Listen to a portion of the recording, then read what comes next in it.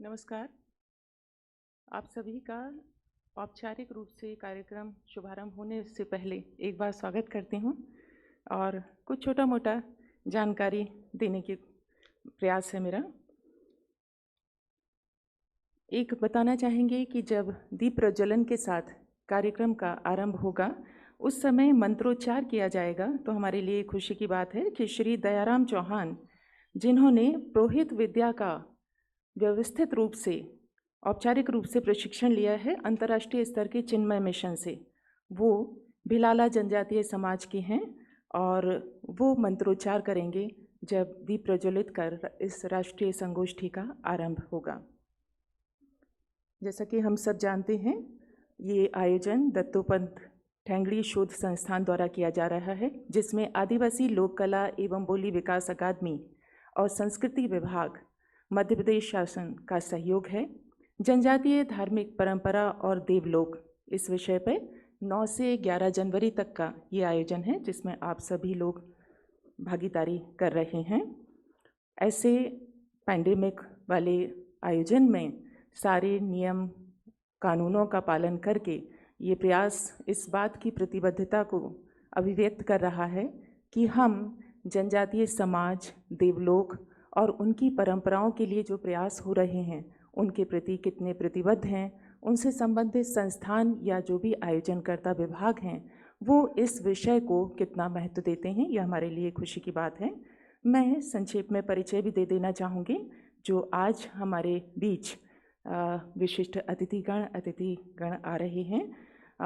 सुश्री उषा ठाकुर माननीय मंत्री जी, संस्कृति व पर्यटन मध्य प्रदेश शासन मुख्य अतिथि रहेंगी। श्री रामचंद्र खराड़ी जी, राष्ट्रीय अध्यक्ष हैं वनवासी कल्याण आश्रम की, वो इस उद्घाटन सत्र की अध्यक्षता भी करेंगे।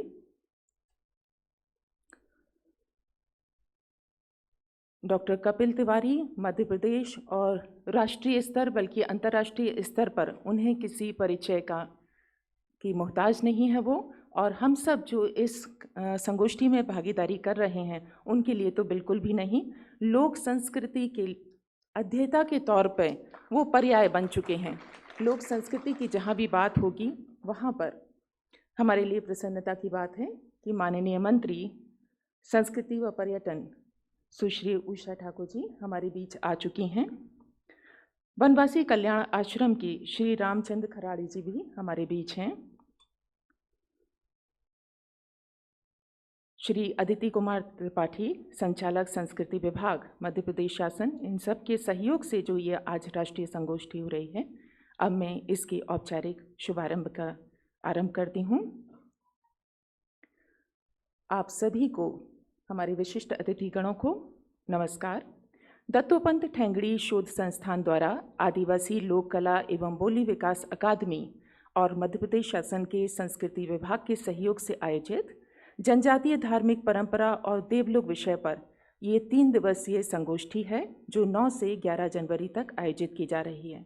जनजातीय संग्रहालय के इस सभागार में आप सभी का इन सब संस्थानों की तरफ से मैं हार्दिक स्वागत करती हूँ। विभिन्न जनजातियों के उत्पत्ति संबंधी मिथकों के साथ देवलोक का कोई न कोई रूप और शक्ति जुड़ी हुई है। जनजातीय देवलोक का विस्तार धार्मिक, आध्यात्मिक जगत, सांस्कृतिक परंपरा और कला के रूपों में यात्रा जो हो रही है उससे जुड़ा हुआ है। आज जरूरी है कि लोक, नागर और अरण्यक समाज के प्रति हम एकीकृत दृष्टिकोण अपनाएं और जनजातीय समुदाय की देव सृष्टि, कुल देवता, मातृदेवी आदि से निर्मित देवलोक, गोत्र चिन्ह, टोटम, गाथा गीत, कला रूप और अनुष्ठान में निहित आध्यात्मिक, सांस्कृतिक विश्वास, परंपरा के सूत्रों को पहचानें।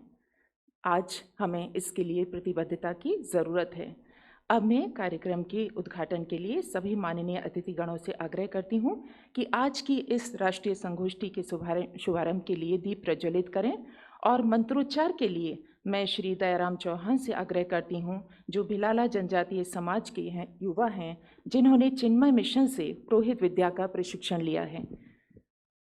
दीप प्रज्वलन के लिए माननीय मुख्य अतिथि सुश्री उषा ठाकुर, माननीय मंत्री संस्कृति व पर्यटन मध्य प्रदेश शासन, राष्ट्रीय अध्यक्ष वनवासी कल्याण आश्रम श्री रामचंद्र खराड़ी जी, लोक संस्कृति के प्रसिद्ध अध्येता डॉक्टर कपिल तिवारी जी,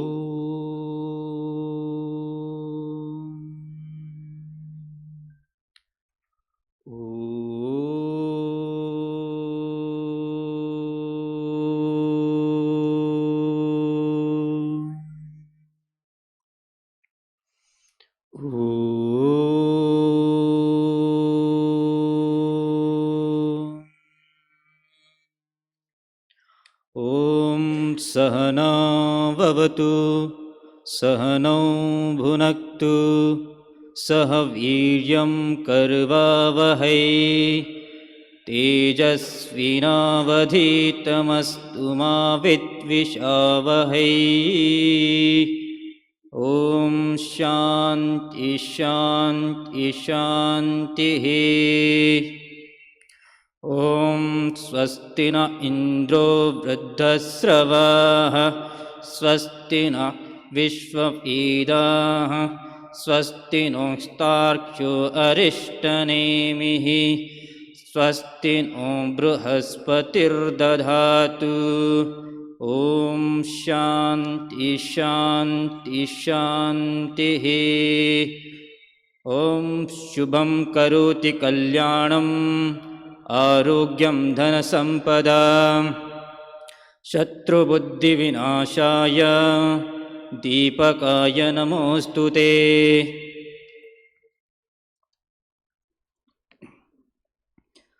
ॐ उदीप्यस्व चातवेदो प्रज्ञन्निर्वृतिं मम वशगं नश्च मह्यमावह जीवनं च दिशो दिश मानो हि गुंसि चातवेदो गामश्वपुरुषं जगत् आभिर्ब्रदग्न आगहि श्रियामा परितायत। ॐ शान्ति शान्ति शान्तिः।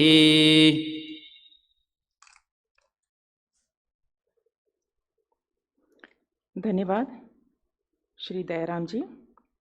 अब इस कार्यक्रम के शुभारंभ के अगले चरण की ओर बढ़ते हैं। मैं हमारे अतिथियों के स्वागत के लिए श्री अदिति कुमार त्रिपाठी संस्कृति विभाग के सचिव, उनसे आग्रह करती हूं कि आज के कार्यक्रम की मुख्य अतिथि माननीय मंत्री सुश्री उषा ठाकुर जी का स्वागत करें। स्वागत में अंग वस्त्र और स्मृति चिन्ह दिया जा रहा है। श्री अदिति कुमार त्रिपाठी जी आज के कार्यक्रम की मुख्य अतिथि माननीय मंत्री सुश्री उषा ठाकुर जी का स्वागत कर रहे हैं।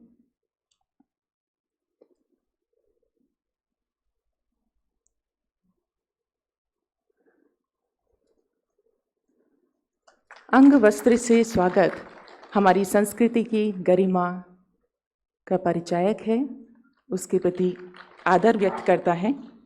आज के कार्यक्रम के विशिष्ट अतिथि श्री रामचंद्र खराड़ी जी का स्वागत करेंगे डॉक्टर धर्मेंद्र पारे जी।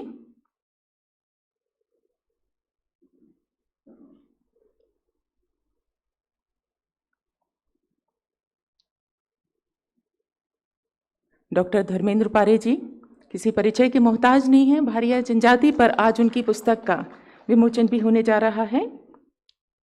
मुख्य वक्ता डॉक्टर कपिल तिवारी जी का स्वागत करेंगे डॉक्टर धर्मेंद्र पारे जी। उनसे आग्रह है। खराड़ी जी को स्मृति चिन्ह भेंट किया गया। डॉक्टर कपिल तिवारी जी का स्वागत करेंगे डॉक्टर धर्मेंद्र पारे जी से आग्रह है। अंग वस्त्र और स्मृति चिन्ह देकर डॉक्टर कपिल तिवारी जी जो आज के इस संगोष्ठी में मुख्य वक्ता रहेंगे उनका स्वागत करेंगे। और जिस विभाग के सहयोग से आज की संगोष्ठी का आयोजन हो रहा है, संस्कृति विभाग, उसके सचिव श्री अदिति कुमार त्रिपाठी जी का स्वागत करेंगे डॉक्टर मुकेश मिश्रा, दत्तोपंत ठेंगड़ी शोध संस्थान के निदेशक।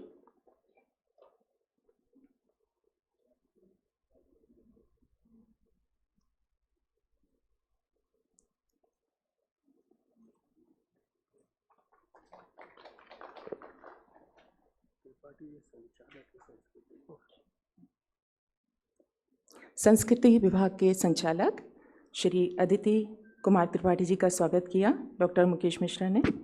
और अब वक्त है स्वागत उद्बोधन का। संस्कृति के क्षेत्र में गहन रुचि है आपकी। वित्तीय सेवा के अधिकारी हैं श्री अदिति कुमार त्रिपाठी जी। मध्य प्रदेश शासन में अनेक दायित्वों का निर्वहन कर रहे हैं। वर्तमान में संचालक एवं उप सचिव संस्कृति विभाग। मैं आपसे आग्रह करती हूं कि इस राष्ट्रीय संगोष्ठी के अवसर पर आप अपना स्वागत उद्बोधन व्यक्त करें।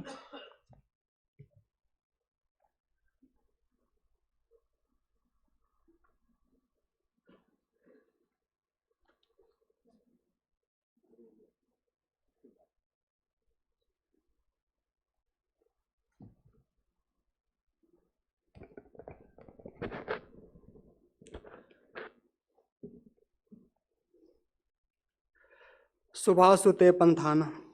संस्कृत विभाग मध्य शासन की यशस्वी स्वनाम धन्य माननीय मंत्री जी एवं सभागार में उपस्थित सभी सम्माननीय अतिथियों को सादर नमन। हमें आपको यह सूचित करते हुए प्रसन्नता है कि मध्य प्रदेश शासन संस्कृति विभाग अपने सीमित संसाधनों से प्रदेश की संस्कृति और उसकी कला परंपरा के अध्ययन, प्रकाशन और विविध आयामों में अपनी गतिविधियां संचालित करता रहा है। प्रदेश की समृद्ध सांस्कृतिक परंपराओं का संरक्षण और उस पर सतत विमर्श भी हमारे कार्य का एक हिस्सा है। देवलोक और विशेषकर जनजातीय देवलोक को समर्पित देश की संभवतः प्रथम वीथिका और संग्रहालय के निर्माण का दायित्व इस विभाग ने निर्वहन किया है। विमर्श के क्षेत्र में लगभग अछूता सा रहा जनजातीय देवलोक जैसा विषय संभवतः इसी कारण संगोष्ठी का विचार बिंदु बना है। मध्य प्रदेश की प्रमुख जनजातियों के देवलोक का अध्ययन कराया जा रहा है। उनमें से विशेषतः गोंड, भील, कोरकू देवलोक पुस्तकें पहले प्रकाशित हो चुकी हैं। मध्य प्रदेश की विशेष पिछड़ी जनजात भारिया की देवलोक पुस्तक का अभी इसी कार्यक्रम में माननीय मंत्री महोदया उस पुस्तक को विमोचित करेंगी। हम आपको एक बात और अवगत कराना चाहते हैं कि श्री राम कथा में वर्णित वनवासी चरितों क्रमशः शबरी और निषाद राज तथा मध्य प्रदेश की गोंड जनजात में प्रचलित रामायणी आधारित लीला प्रस्तुतियाँ तैयार कराई जा रही हैं। इन लीलाओं को प्रदेश के जनजातीय समुदायों के कलाकारों द्वारा मंचित किया जाएगा। भारत की सनातन परंपरा में इन चरित्रों के महात्म्य को रेखांकित करने का संभवतः यह पहला प्रयास होगा। यह तीनों ही लीलाएं यथाशीघ्र मंचित होंगी। मुझे इस बात की बहुत खुशी है कि इस संवाद में देश के कई अंचलों से शोधार्थी, विद्वान, विमर्शकार और परामर्श के लिए प्रतिभागी उपस्थित हुए हैं। इससे आशा की जानी चाहिए कि संगोष्ठी के मंथन से जो सार प्राप्त होगा उस दिशा में और भी विद्वान प्रवृत्त तथा उत्सुक होंगे। इतना ही नहीं, वे सब भी अपने अपने अंचल और समुदाय में जाकर पुनः इसमें सजगता के साथ कुछ न कुछ जोड़कर योगदान देंगे। हमारा प्रयास होगा कि विमर्श के निष्कर्ष को लोकहित में पुस्तक के रूप में प्रकाशित किया जाए। धन्यवाद।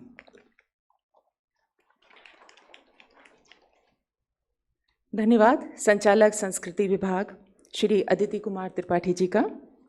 और अब वक्त है पुस्तक के लोकार्पण का। भारिया देवलोक डॉक्टर धर्मेंद्र पारे जी की पुस्तक। आप निदेशक आदिवासी लोक कला एवं बोली विकास अकादमी हैं। माननीय अतिथिगणों से मैं आग्रह करूंगी कि इस पुस्तक का लोकार्पण करें। मुख्य अतिथि माननीय मंत्री सुश्री उषा ठाकुर जी, विशिष्ट अतिथि श्री रामचंद्र खराड़ी जी, राष्ट्रीय अध्यक्ष वनवासी कल्याण आश्रम, मुख्य वक्ता डॉक्टर कपिल तिवारी जी। इस पुस्तक के लेखक निदेशक आदिवासी लोक कला एवं बोली विकास अकादमी डॉक्टर धर्मेंद्र पारे जी, संचालक संस्कृति विभाग श्री अदिति कुमार त्रिपाठी जी, आप सभी इस पुस्तक का लोकार्पण कर रहे हैं। इस पुस्तक को जब मैंने पलटा तो एक बात पढ़ने में आई जो आपको भी उल्लेख करूंगी। जो पारे जी लिखते हैं प्राकथन में, पातालकोट की भारिया जनजाति के पास सांस्कृतिक विरासत की वो सघनता शेष नहीं रही जो अन्य जनजातियों के पास किसी काल में बची रह गई। न उनके पास अपने बृहद आख्यान शेष हैं, न गाथाएं। किंतु मुझे तो जनजातियों के देवलोक को उनकी वाचिकता से ही जानना था। इसी का परिणाम है ये पुस्तक। आप सभी का धन्यवाद। विषय प्रवचन के लिए मैं पुनः डॉक्टर धर्मेंद्र पारे जी को आमंत्रित करना चाहूँगी।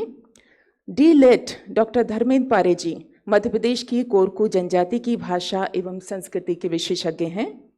राज्य और केंद्र की अनेक शोध परियोजनाओं से आप जुड़े हुए हैं। 1 दर्जन से अधिक पुस्तकें, काठी आख्यान, गोंड देवलोक, कोरकू देवलोक, हर बोले, कोरकू जीवन राग, ढोला कुंवर, कोरकू जनजातीय आख्यान, निमाड़ी गाथा रायसल, कोरकू संस्कार गीत, कोरकू जनजाति के संस्कार गीत जैसी पुस्तकें आपने लिखी हैं, जो इस बात का कि सबूत हैं कि इस क्षेत्र में आपके समर्पण और प्रतिबद्धता किस हद तक है। कई प्रकार के जनजातीय समुदायों के विषय में लिखे गए लेख आपके जाने जाते हैं, जो देश विदेश के जर्नल्स और पत्र पत्रिकाओं में प्रकाशित हुए हैं। वर्तमान में आप निदेशक आदिवासी लोक कला एवं बोली विकास अकादमी हैं। मैं बहुत आदर के साथ आपको आमंत्रित करती हूं कि इस राष्ट्रीय संगोष्ठी के विषय का प्रवर्तन करें। डॉक्टर धर्मेंद्र पारे जी।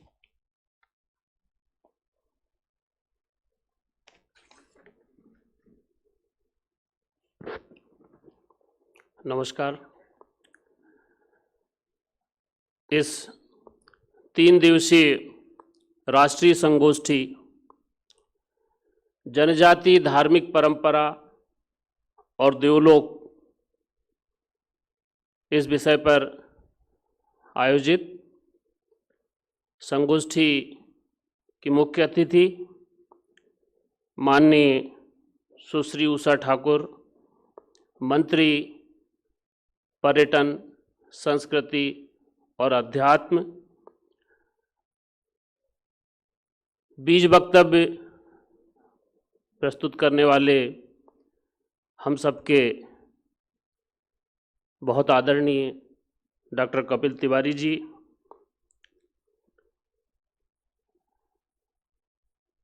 अध्यक्षता कर रहे सम्माननीय खराड़ी जी,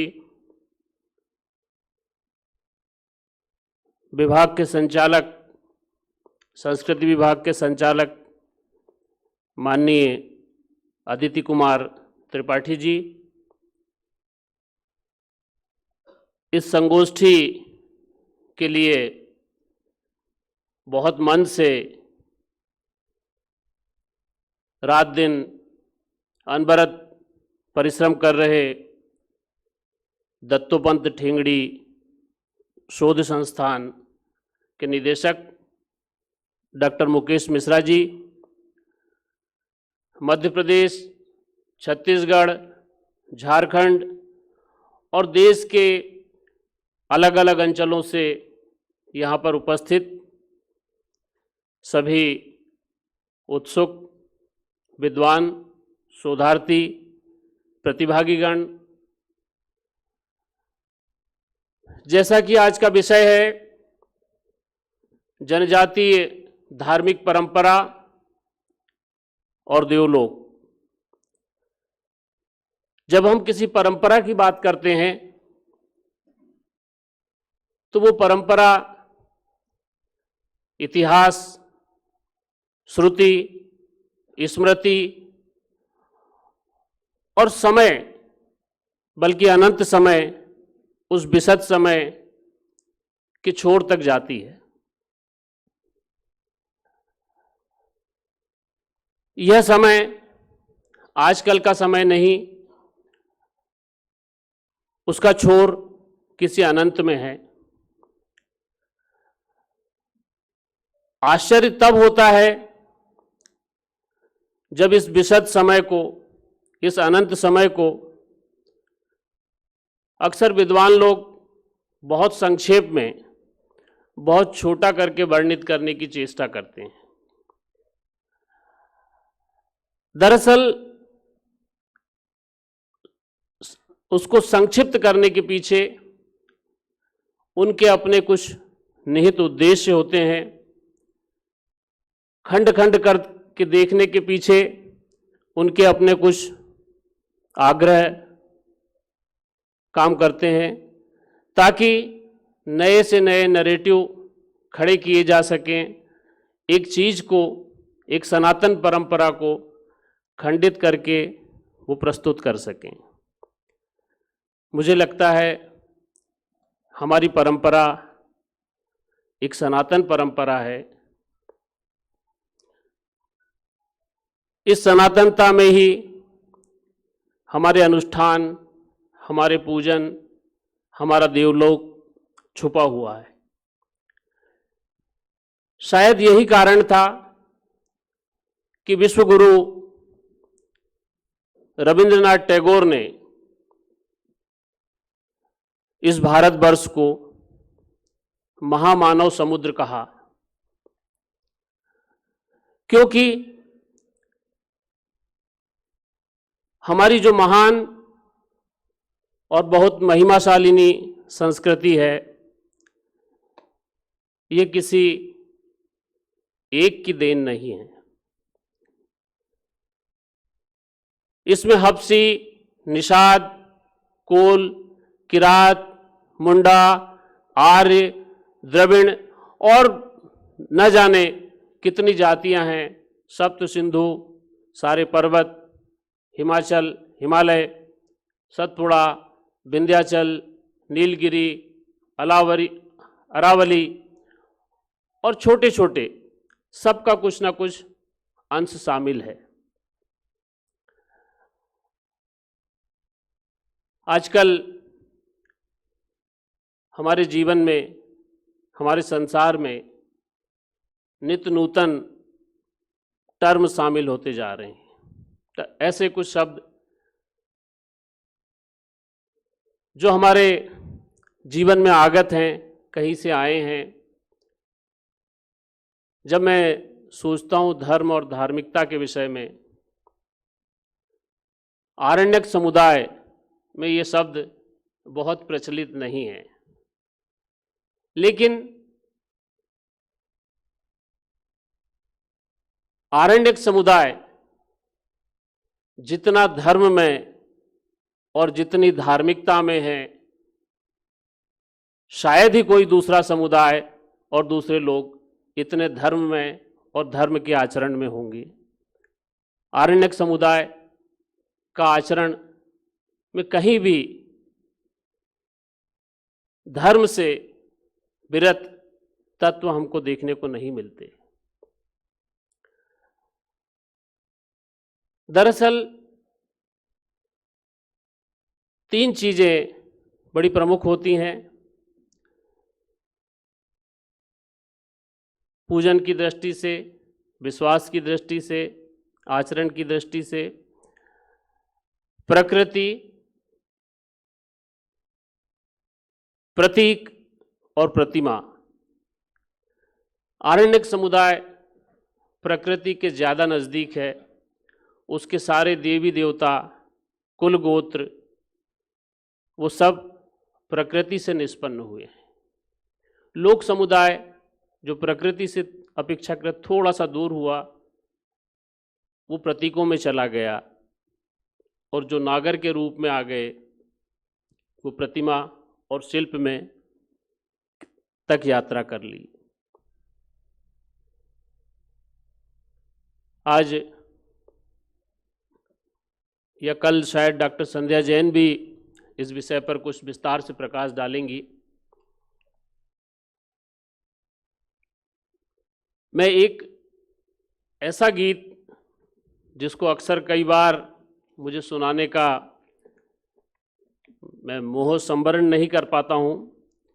मुझे लगता है ये अकेला एक ऐसा जनजातीय गीत है, गोंडी भाषा का गीत है, जो उनके पूरे धर्म को, पूरे देवलोक को बहुत सार रूप में अभिव्यक्त करता है।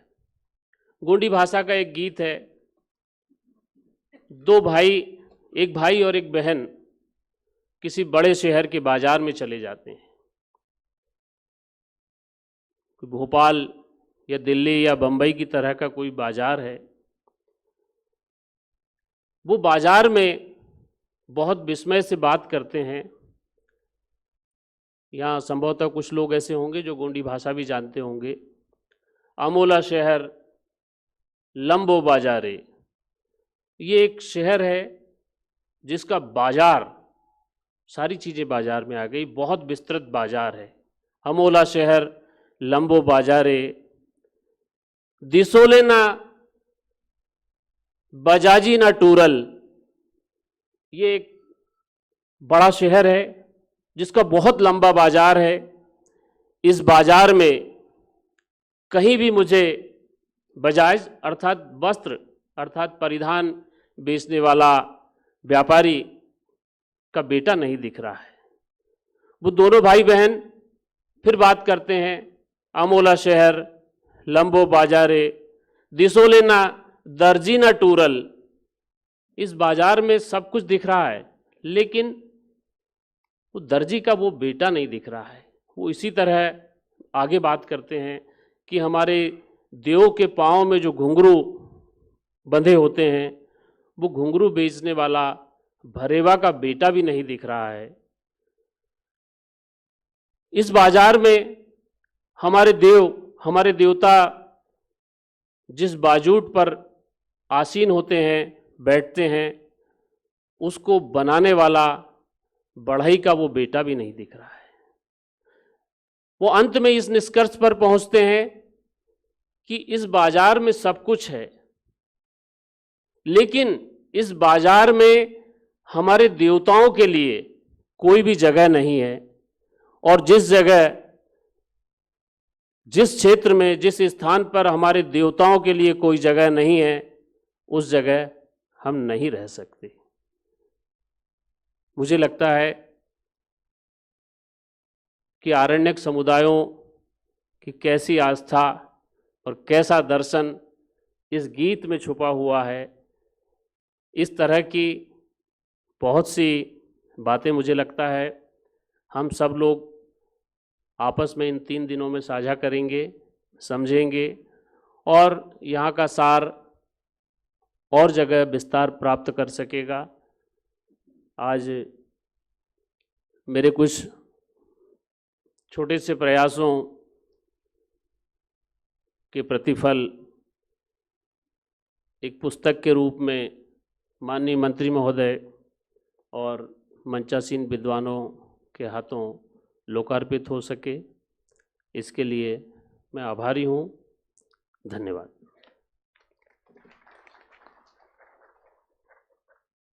धन्यवाद डॉक्टर पारे जी। इस बाजार में सब कुछ है पर हमारे देवताओं के लिए कुछ नहीं है। जहाँ ये नहीं है वहाँ हम नहीं रह सकते। कितनी सटीक अभिव्यक्ति है इस राष्ट्रीय संगोष्ठी के अवसर पर। और अब वक्त है बीज वक्तव्य का डॉक्टर कपिल तिवारी जी के द्वारा। डॉक्टर कपिल तिवारी जी जो जनजातीय और लोक संस्कृति के अध्येता के रूप में कहेंगे पर्याय बन चुके हैं। भारतीय ज्ञान परंपरा में संस्कृति के मूलाधारों के संरक्षण, संवर्धन और संकल्पना को स्थापित करने में आप निरंतर ताम्र से सक्रिय रहे हैं। भारतीय साधना प्रणालियों और उनसे संबंधित ज्ञान परंपराओं, विशेष रूप से आगमिक साधना और तत्व दर्शन, शैव और शाक्त आगम परंपरा के साथ बौद्ध और जैन आगम परंपराओं का अध्ययन करने में आप निरंतर सक्रिय रहे हैं। इन दिनों आप मानव सत्ता, शक्ति और उसके रूपांतरण पर केंद्रित एक लंबे विनयबंध का लेखन, एक पुस्तक लोक दर्शन की भूमिका का लेखन और कबीर वाणी में निहित ज्ञानार्थ पर केंद्रित एक विशिष्ट मोनोग्राफ लिखने में सक्रिय हैं। उनके और योगदान यहाँ पर उल्लेखनीय हैं। भारतीय सांस्कृतिक संबंध परिषद के सदस्य, इंदिरा गांधी राष्ट्रीय कला केंद्र नई दिल्ली के सलाहकार सदस्य, भारत सहित कुछ एशियाई देशों की अभौतिक सांस्कृतिक धरोहरों के संरक्षण और दस्तावेजीकरण की महत्वपूर्ण योजना के भारत में यूनेस्को द्वारा मनोनीत सदस्य आप रहे हैं। मध्य प्रदेश जनजातीय लोक कला अकादमी संस्कृति विभाग मध्य प्रदेश शासन के पूर्व निदेशक के तौर पे हम सब उनको जानते हैं। मध्य प्रदेश शासन संस्कृति विभाग की संस्कृति परिषद के आप सदस्य भी रहे हैं और भारत भवन के न्यासी सदस्य भी रहे हैं। आज इस संगोष्ठी के अवसर पर बीज वक्तव्य के लिए उन्हें बुलाते हुए मुझे बहुत ही प्रसन्नता का अनुभव हो रहा है। डॉक्टर कपिल तिवारी जी।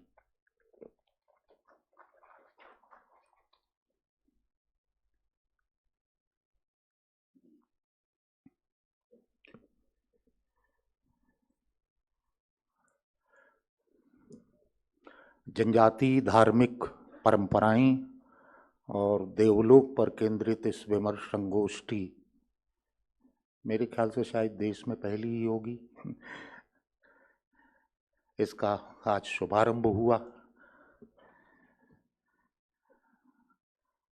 मैं आशा करता हूं कि ये विमर्श फैलेगा, देश में बढ़ेगा।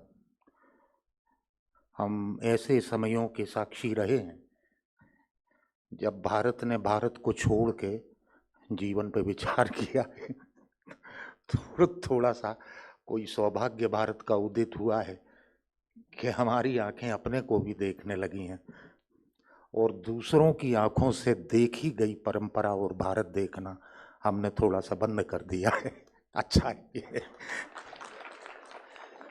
जब अपनी आंखों से अपना देश, अपनी परंपरा, अपना जीवन, अपने देवता, अपनी पूजा प्रणालियां देखे जाते हैं तो उनके अर्थ ही बदल जाते हैं, क्योंकि कुछ और ही प्रयोजन लेके जिन लोगों ने देवलोक को छोड़ के भारत में जनजातियों का सामाजिक आर्थिक अध्ययन किया, उनकी दुष्टता के विषय में मैं आपको क्या बताऊं, क्योंकि वो सब कुछ मेरा पढ़ा हुआ है और मैं जानता हूं कि इस देश की उस परंपरा के साथ उनने क्या किया है।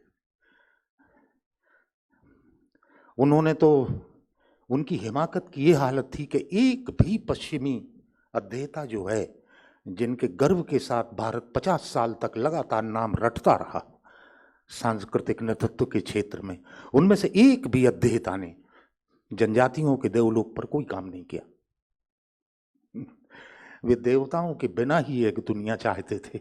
शायद आदि रहे होंगे उसके, हम भारतीय उसके आदि नहीं, हम बिना देवताओं के नहीं रह सकते, संभव नहीं है। तो करीब 15-20 बरस पहले इसी अकादमी में कुछ थोड़ा सा काम करते अपने सहयोगियों के साथ मेरे मन में ये विचार आया था कि हमें जनजातियों की जो भौतिक कला परंपरा, कला रूप आदि हैं, उनका अध्ययन, सर्वेक्षण, दस्तावेजीकरण और प्रकाशन करते हुए जनजातियों के देवलोक का भी विशेष सर्वेक्षण, अध्ययन और प्रकाशन करना चाहिए। तो वो एक सिलसिला है और मैं इस बात के लिए धन्यवाद ज्ञापित करता हूँ कि ये सिलसिला थमा नहीं है और निरंतर जारी है। आज भारिया देवलोक का एक मोनोग्राफ जो धर्मेंद्र ने ही लिखा है वो यहाँ लोकार्पित हुआ है और मैं आशा करता हूँ कि जनजाति सांस्कृतिक नेतृत्व की दिशा में अध्ययन में वो एक महत्वपूर्ण कृति साबित होगी। मित्रों, बहुत जटिल चीज है। सामाजिक आर्थिक अध्ययन किन्हीं समुदायों के करके निकल जाना, उसकी अपनी एक आसानी होती है। वो सब दिखता है, वे तथ्य हैं, ब्यौरे हैं, उनके तर्क हैं, उनके प्रमाण हैं। लेकिन हम एक ऐसी जगत में प्रवेश कर रहे हैं जिसके तर्क बहुत कम होते हैं, ये दिखता बहुत कम है, तर्क में कम, आस्था में ज्यादा होता है। जिस मनोविश्व की रचना से वे देवता प्रकट होते हैं उनको समझने के लिए उस मनोविश्व में प्रवेश करना पड़ता है। वो समाजशास्त्र के सहारे नहीं जाना जा सकता। लेकिन अब एक अजीब सा दुर्भाग्य रहा है बहुत से विषयों के साथ कि सांस्कृतिक नेतृत्व के अध्ययन की दिशा में भी भारत जो है वो यूरोप की दृष्टि, यूरोप के नेतृत्व शास्त्र, समाजशास्त्र और उसी की मेथोडोलॉजी या शोध प्रणाली से प्रतिकृत रहा है। उसने स्वयं कोई विचार करने की कोशिश नहीं की है कि वे आखिर हमारे ही लोग हैं, हमारे ही जीवन का विस्तार है, हमारे ही जीवन की आदिम परिकल्पना और स्वरूप हैं। तो हम इसके लिए दूसरों पर निर्भर क्यों हैं? ये अध्ययन हम स्वयं क्यों नहीं करते? हमें जाना चाहिए। मैं आज आपके लिए निमंत्रित करता हूँ कि सवाल देवलोक का भारत में अध्ययन करते समय अकेले आरण्यक समुदायों के देवलोक और धार्मिक परंपराओं का नहीं है। सवाल ये है कि भारत में लोक समाज भी हैं, भारत में नागर समाज भी हैं, भारत में आरण्यक समाज भी हैं और वे सब एक तरह की धार्मिकता में सदियों सदियों से बने रहे हैं, बिना एक दूसरे के जीवन में हस्तक्षेप किए। ये बड़ी बात है कि हमने दूसरे की धार्मिक स्वायत्तता का सदा सम्मान किया। हमने कभी कोशिश नहीं की कि शास्त्रों में या जो वैदिक देवलोक है, जो पौराणिक देवलोक है, उसको लोक पे आरोपित कर दें। लोक ने कभी ये कोशिश नहीं की कि उसके जो अपने लोक देवता और पौराणिक और वैदिक देवता हैं, मातृशक्तियां हैं, उनको वो आरण्यक समाजों के ऊपर थोप दें। उनने सदा इसका सम्मान किया। तुम्हारी चेतना में प्रकट हुए देवता हमारे देवताओं के जितने ही सम्मानित और पूज्य। उनका एक अपना संसार है और वो बना रहना चाहिए। तो मैं ये जानने की कोशिश करता हूं कि दरअसल इस पूरी धार्मिक परंपरा के अंतःसूत्र तीनों ही परंपराओं में कैसे हैं। मैं ये जान के हैरत में रहता हूं कि तीनों ही परंपराओं में एक ऐसे देवता की परिकल्पना सबसे पहले आती है जो सृष्टि के पहले भी था और सृष्टि के बाद भी होगा जो एक आदि देव है। आप जान के हैरत करेंगे कि इन तीनों ही परंपराओं के देवलोक में देवता अकेले पुरुष देव नहीं है, उसमें पूरे सम्मान के साथ मातृशक्ति के देवता जो हैं वो प्रकट हुए मनुष्यों की चेतना में, और तीनों ही परंपराओं ने उनके लिए सम्मान पूर्वक अपने जीवन, अपनी आस्था, अपने विश्वासों, अपनी पूजा प्रणालियों और देव स्वरूपों की रचना में जगह दी। ये एक अद्भुत बात है। मैं कभी कभी बहुत सारे अध्येता मुझसे चर्चा करने आते हैं, मैं कहता हूँ दुनिया में जितने भी धर्म हैं उनमें जरा गौर करना कि जिन धर्मों में मातृशक्ति देवता की अवधारणा ही नहीं है वे धर्म कैसे हैं और उन धर्मों को मानने वाले लोग कैसे हैं। ये अध्ययन का एक विषय हो सकता है, करिए जरा, बहुत आनंदित करने वाला मामला है ये। एक मातृशक्ति का ऋणी होके अपने देवलोक में प्रवेश करना और उसकी आस्था में प्रवेश करना कुछ और बात है, उससे कुछ किसी दूसरे तरह के मनुष्य बनते हैं। अब ये दुर्भाग्य ही है कि बातें धर्म की बहुत ज्यादा होने लगी दुनिया में, धर्म तो तत्वतः कम हुआ है, धार्मिकता कम हुई है, धर्म के तंत्र बढ़े हैं, धर्म की व्यवस्थाएं बढ़ी हैं, धर्म के आग्रह और दुराग्रह बढ़े हैं। विराट,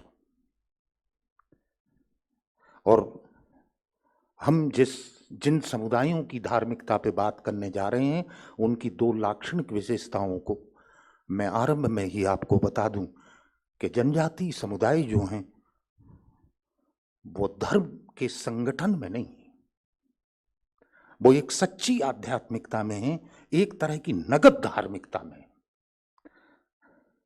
इसमें जमीन आसमान का अंतर होता है, एक आध्यात्मिकता में होना, एक सच्ची धार्मिकता में होना और धर्मों के तंत्र में होना, धर्मों की व्यवस्थाओं में होना। रोज रोज उसमें एक आध्यात्मिकता कम होती चली जाती है, एक दिन तंत्र बचे रहते हैं, व्यवस्थाएं बची रहती हैं। और हम जिन समुदायों पर चर्चा कर रहे हैं, दूसरी एक महत्वपूर्ण बात धर्म की तरह ही है कि वे कम से कम राज्य को अपने जीवन में जगह देते हैं। राज्य तो आपने थोपे हैं उनका सामुदायिक स्वशासन ही राज्य का काम करता था। जैसे कह रहे हो कि मुझे अनुशासित रखने के लिए किसी राज्य कानून और व्यवस्था की आवश्यकता नहीं, मैं अपनी व्यवस्था की रचना स्वयं करूंगा। मैं एक आत्मा अनुशासन में हूं, मैं एक सामुदायिक अनुशासन में हूं। बिल्कुल ठीक इसी तरह से जैसे वे कह रहे हों कि हमें धर्म के किसी तंत्र की आवश्यकता नहीं, हम तो आध्यात्मिकता में हैं और आध्यात्मिकता का कितनी भी कोशिश कर लो तुम कोई तंत्र नहीं बना सकते, ये संभव ही नहीं है। एक आदमी जब गहरी प्रार्थना में होता है, क्या तंत्र बनाओगे आप उसका, क्या व्यवस्था बनाएंगे आप उसकी। और अब क्या कहूँ आपसे कि जो लोग इस नगद आध्यात्मिक अनुभव में थे धर्म में नहीं एक धार्मिकता में थे, राज्य में नहीं एक स्वशासन और अनुशासन में थे, अपने ही रचे अनुशासन में थे। उनको तो हमने पिछड़ा कहा। और हम जो रोज रोज राज्य के गुलाम हो रहे थे, मच्छर तक नहीं मारे जाते अपने जीवन में हम लोगों से, उसके लिए भी हम राज्य की तरफ देखते हैं। मलेरिया बहुत बढ़ रहा, जरा मच्छर वच्छर के लिए सरकार कुछ करे। इतने सरकार केंद्रित समाज को उन समुदायों को वो पिछड़ा कह रहे थे जो सब कुछ स्वयं करते हैं, किसी की अपेक्षा नहीं करते, जो एक सच्चे आध्यात्मिक अनुभव में होते हैं, धार्मिक व्यवस्थाओं के तंत्रों में नहीं, जिनमें धार्मिक व्यवस्थाओं की हायरार्की भी नहीं होती है कि एक आदमी निर्देशित करेगा और करोड़ों लोग बिना प्रश्न किए उसका पालन करेंगे, या नहीं होता। अब जरा विचार करें कि हम तथाकथित विकसित लोग इन तथाकथित पिछड़े लोगों की धार्मिक परंपरा पे जब विचार करेंगे तो पश्चिम की दृष्टि लेके अगर विचार किया तो क्या तबाही हो जाएगी, क्योंकि वो दृष्टि वही है, वो धर्म संगठन की तरह, जहां धर्म नहीं है उसको धर्म ही नहीं मानते। इसीलिए तो हमारे देश के उपनिवेशवादियों ने एक विशेष तरह के धर्म को, धर्म में भारतीय जनजातियों को जब परिवर्तित करना शुरू किया तो उनका तर्क क्या था? उनका तर्क था कि हम किसी का धर्म नहीं बदल रहे हैं, हम तो उन्हें पहली बार एक धर्म दे रहे हैं, क्योंकि उनका कोई धर्म नहीं। वे समझते ही नहीं थे कि धर्म जैसी कोई चीज नहीं, लेकिन एक धार्मिकता थी, और उस धार्मिकता को सदा उन्होंने परे रखा, अपने अध्ययन का कभी विषय नहीं बनाया। मेरा बहुत जोर से आग्रह था कि मैं ऐसा करूंगा, मैं जानने की कोशिश करूंगा कि वो देवलोक कैसा है, उसकी रूप रचना कैसी है। और हम हैरत में पड़ गए जब उसके नतीजे सामने आए कि मातृशक्तियों, पुरखों, देवताओं, यहाँ तक के दुष्ट शक्तियों तक के जितने भी परिकल्पनाएं जनजातीय समुदायों में हैं, उनमें 80% शक्तियां ऐसी हैं और देवता ऐसे हैं और मातृशक्तियां ऐसी हैं जो तत्वतः वाचिक हैं। इसका बहुत ठीक से अर्थ समझ लीजिए, क्योंकि बड़ा सीमित करके भारत अपनी आधुनिकता में वाचिक और मौखिक के अर्थ को समझता है। वो साहित्य की मौखिक परंपरा अकेले को वाचिक मानता है, ये सच नहीं है भारत में। मैं आपसे कह रहा हूं कि हमारी ज्ञान परंपरा का लोक और जनजातीय समाजों में जो हिस्सा है वो सारा का सारा वाचिक है। उसकी धार्मिकता के जो स्वरूप हैं, उनके देवता हैं, मातृशक्तियां हैं, पुरखे हैं, अनुष्ठान है, पूजा प्रणालियां हैं, वो सब वाचिक है।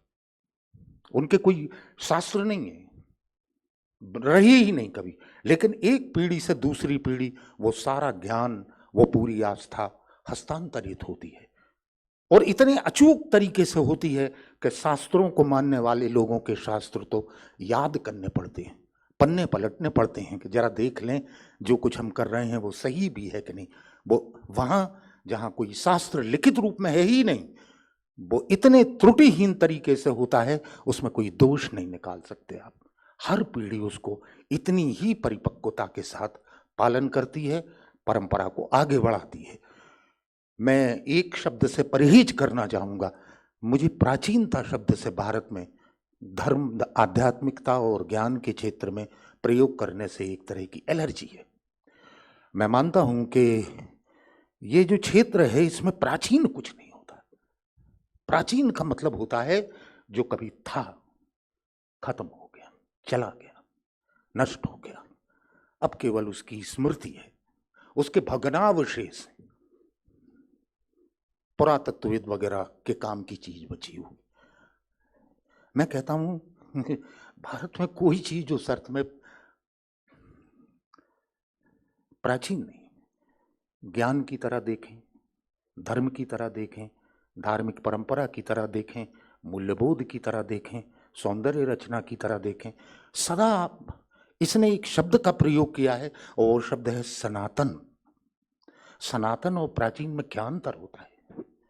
प्राचीन जब हम कहते, इसका मतलब कुछ नया भी, जो प्राचीन था वो गया।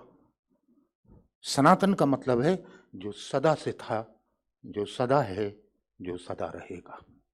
एक ऐसी परंपरा जो रोज अपने आप को नया करती है। नदी के प्रवाह जैसे जल अपने आप को अपने प्रवाह में निरंतर नया करता है, एक जीवन परंपरा अपने को नया करती चली जाती है। एक धार्मिक परंपरा अपने को नया करती चली जाती है।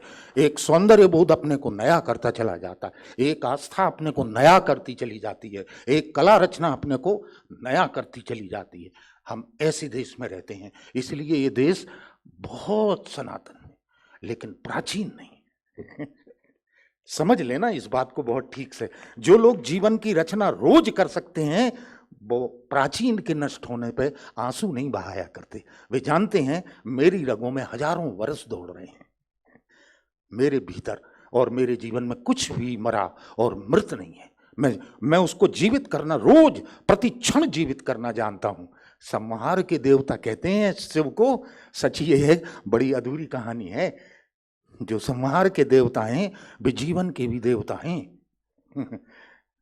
बिना एक रिक्त सांस के गए प्राण के साथ एक नई श्वास तुम्हारे पास आती नहीं है। संहार का एक संपूर्ण अर्थ ये है, अकेले मारना नहीं, वो तो यम का काम है, शिव का नहीं। तो फिर कल्याण का देवता क्यों कहते हो उनको? एक आती हुई श्वास जो है वो प्राण के साथ आ रही है, और एक जाती हुई श्वास जो है वो प्राण रहित है, रिक्त है, कुंभक और रेचक। योग में कहा ना। तो ये इनसे इनकी सीख क्या है कि प्रति क्षण मरो, प्रति क्षण जीवित हो। इस अर्थ में तुम्हारी परंपरा की मृत्यु कभी नहीं हो सकती। और इस धरती पे भारत अकेला देश है जो सनातनता में था, प्राचीनता के गर्भ में नहीं। अब मैं देख रहा हूं कि कुछ लोग जो हैं प्राचीनता का गर्व लिए खड़े हो गए। धर्म ध्वजा है उनके पास, और तत्व के विवेक का बड़ा अभाव है। वो समझ नहीं रहे हैं कि प्राचीन कुछ नहीं, सनातन का मामला है। नया करो अपने आप को। अगर तुम धर्म को नया कर सकते हो, देवता को रोज अभ्यर्थना से हम अपने देवता को नया करते, रोज एक नई प्राणवत्ता देते हैं, रोज एक नया संबंध बनाते हैं। कैसे पुराने होंगे तुम्हारे देवता? हो ही नहीं सकता। अब ये समझने की बात है कि ये जो चेतना है ये नागर समाजों से लगा के लोक समाजों से होते हुए आरण्यक समाजों तक कैसे गई। आपको विचार करना चाहिए कि ऐसा क्यों हुआ कि इन तीनों ही जीवन स्थितियों में देवता या ईश्वर की जो परिकल्पना है उसमें कोई एक सुप्रीम नहीं है ही नहीं। बहुदेववादी परंपरा है, बहुत सी मातृशक्तियां हैं और बहुत से देवता हैं। जैसे ये परंपरा आपको मुक्त करती है और कहती है अपने पसंद के देवता, अपने पसंद की मातृशक्ति, अपने पसंद की प्रार्थना, अपने पसंद का धर्म ग्रंथ, अपने पसंद की पूजा प्रणाली, अपने पसंद का तीर्थ स्थल तुम खुद चुनो, मैं तुम्हें स्वतंत्र करता हूं। मैं इसका अपराध तुम्हारे ऊपर कभी नहीं लगाऊंगा कि जिस देवता को मैं मानता हूं तुम क्यों नहीं मानते। तुम्हें समाप्त कर दिया जाना चाहिए इस अपराध के लिए। हम लोगों ने ऐसा कभी नहीं किया। मैं स्वतंत्र करता हूं। ये स्वतंत्रता इस धरती पे बहुत अनूठी है, और इस स्वतंत्रता को वो लोग नहीं समझ सकते कभी जिन्हें एक ईश्वर, एक ग्रंथ, एक प्रार्थना, एक पूजा स्थल, एक तीर्थ और एक आस्था दी गई है। समझ ही नहीं सकते, ये संभव ही नहीं है। लेकिन उन लोगों ने दुराग्रह करके समझने की कोशिश की, और जो नतीजे निकाले उनके साथ भारतीय बौद्धिकता पिछली 1 सदी से तैर रही है। उन्हीं के निष्कर्षों पे तैर रही है। शर्म भी नहीं आती। उन्हीं की मेथोडोलॉजी, उन्हीं की धारणा, उन्हीं के निष्कर्ष। 2 पंक्ति भी एक शोध में अपनी नहीं। जैसा उनने कहा, जैसा उनने कहा। अरे कहा होगा, तुमने क्या कहा? तुमने देखा है? कुछ कोशिश की है? एक औपनिवेशिक मानस से मुक्त दृष्टि जो है उससे भारत को देखने की दिशा में आज के आयोजन का विषय एक अद्भुत प्रवेश द्वार है। भारत को समझने का प्रवेश द्वार। उसका मुहूर्त है, बन सकता है आपके जीवन में। इससे कोई फर्क, आप वैदिक परंपरा से चलें और उसके देवलोक को समझते हुए सारी पौराणिक परंपरा के देवलोक और लोक के देव और मातृ शक्तियों को समझते हुए जनजाति समुदायों के देवलोक को तक पहुंचे, या जनजाति समुदायों के देवलोक और मातृ शक्तियों का अध्ययन करते हुए वैदिक देवलोक तक आए, आपको कुछ अनूठी समानताएं उसमें मिलेंगी। मसलन मृत्यु एक विषय है। क्या धारणा है इन तीनों ही समुदायों में, भारत में क्या समानताएं हैं, क्योंकि वो धार्मिकता के भीतर के प्रश्न है और उसी का विषय है।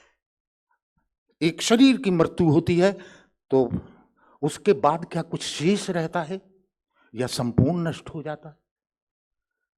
पुनर्जन्म क्या है, क्या उसमें कोई सच्चाई है, क्या ऐसा होता है? ये तीनों ही परंपराओं के प्रश्न हैं। ये प्रश्न एक से क्यों हैं, अलग क्यों नहीं है? आश्चर्य है, इन तीनों ही देवलोक की परंपराओं में देवता अकेले नहीं है, उनको थोड़े से दुष्ट भी चाहिए, असुर भी चाहिए, दैत्य भी चाहिए। वे उनके बिना बड़े सन्नाटे से भरे हुए होते हैं, उन्हें आनंद नहीं आता। तो बहुत सारे जनजाति गीत और धारणाएं देवता और मातृ शक्तियों के साथ उन शक्तियों की भी हैं जो शुभ नहीं है जीवन में। ये जीवन का एक सनातन सत्य है, सब कुछ शुभ नहीं होगा। एक संघर्ष सदा चलेगा वृत्ति की तरह। कुछ ऐसे होंगे जो अपनी वृत्ति के ही इतने गुलाम हैं कि वे कोई शुभता को सहन ही नहीं करते, उन्हें ठीक ही नहीं लगता और वे एक संघर्ष में होते हैं अकारण। कोई एक शुभता में है, कोई एक सत्य में है, कोई एक करुणा में है, कोई एक ज्ञान में है, कोई एक ज्ञान की प्रणाली में है, कोई एक साधना में है, और मुझे कष्ट है उससे। सारी भारतीय आख्यान परंपरा की पौराणिकता इन दो शक्तियों के संघर्ष की एक अद्भुत गाथा है। समझने की कोशिश करना। और इसको इतिहास की तरह नहीं लिखा गया है, उसको लिखा गया है पुराण की तरह, कथा की तरह, क्योंकि भारत का सदा ये प्रयास रहा है कि ज्ञान थोड़े से लोगों का उत्तराधिकार और संपत्ति बन के ना रह जाए। पढ़ना लिखना तो मैं मान सकता हूं कि थोड़े से लोगों तक ही सीमित होता, बहुत सारा समाज ऐसा होता है जो पढ़ने में नहीं होता, तो ज्ञान का अधिकार नहीं है क्या उनको? तो उन लोगों ने क्या अनूठे प्रयोग किए। उन्होंने कहा ज्ञान थोड़े से लोगों का हो सकता है, ज्ञान की संस्कृति थोड़े से लोगों की नहीं हो सकती। इसको ठीक से समझिए। उनने संस्कृति के उत्तराधिकार को सारे देश का बनाया और ज्ञान के लिए चुनौती रखी। लोग समाजों तक जाने के लिए इस ज्ञान को रस बनाओ। तुमने ज्ञान को रस नहीं बनाया तो ये नहीं जाएगा, और कोई तरीका नहीं है। जो श्रुति को नहीं जानता कोई फर्क नहीं पड़ता, वेदांत को नहीं जानता कोई फर्क नहीं पड़ता। महाभारत पढ़ सकते हो, वो तो एक आख्यान है। रामायण पढ़ सकते हो, वो तो एक आख्यान है। गौंड जनजाति में रामायणी है, पंडवानी है, महाभारत और रामायण के गौंडी रूप हैं। कैसे आवाजाही हुई थी इन आख्यानों की? रस बनाया गया, क्योंकि ज्ञान की परंपरा के बीज को ठीक से समझ लें, सारी संस्कृति के वृक्ष को हम समझ सकते हैं। संस्कृति में केवल प्रतिच्छाया ज्ञान की आई है, और वो ज्ञान बड़ी साधना से पाया है भारतीय ज्ञान परंपरा ने। लेकिन हमारे जनजाति और लोक समाजों ने वो ज्ञान जो है जीवन की कठिन पाठशाला में पाया था, काम करते हुए, किसी आध्यात्मिक साधना के कारण नहीं। मैं जो कुछ भी करता हूं एक आध्यात्मिक साधना की निष्ठा, एकाग्रता और समर्पण से करता हूं, तो मुझे अलग से किसी साधना की आवश्यकता नहीं। मैं किसानी करता हूं, मैं आखेट करता हूं, मैं वनोपज संग्रह करता हूं, मैं कोई भी काम करता हूं, मैं बुनकरी करता हूं, मैं लकड़ी का काम करता हूं, मैं लोहे का काम करता हूं, मैं कोई भी काम करता हूं, लेकिन मैं इस निष्ठा से करता हूं जैसे मैं एक साधना कर रहा हूं। यहाँ मेरे एक मित्र बैठे हुए हैं, पाटीदार जी, तो वो हम और वो एक कला समारोह में साथ साथ टहल रहे थे, तो मैंने गुजरात की रवारी औरतों को देखा, सुई से काम कर रही थी, कपड़े के जरा से टुकड़े पे। हम लोगों पे उनका कोई ध्यान ही नहीं गया। इतनी चहल पहल, इतना शोरगुल, इतने लोग आ रहे हैं जा रहे हैं, उन महिलाओं में ने किसी को नहीं देखा। वे उस छोटे से टुकड़े पे कसीदाकारी के अपने काम में लगी थी। रबारी महिलाएं थी वो, गुजरात के कच्छ में रहने वाली। अचानक पाटीदार जी मेरी तरफ पलटे और मुझसे कहने लगे कि तिवारी जी, आपको लगता है कि इनको अलग से किसी साधना की जरूरत है? मैं कहा, नहीं है। ये निष्ठा, ये एकाग्रता, ये समर्पण, अगर आप जो कुछ भी जीवन में कर रहे हैं उसमें घट जाए तो फिर कौन सी साधना की जरूरत? सारी साधना तुमसे केवल इतना कहती है, अपने पास लौटो। हम अपने पास आए हुए आदमी नहीं है, हम कहीं गए हुए आदमी हैं।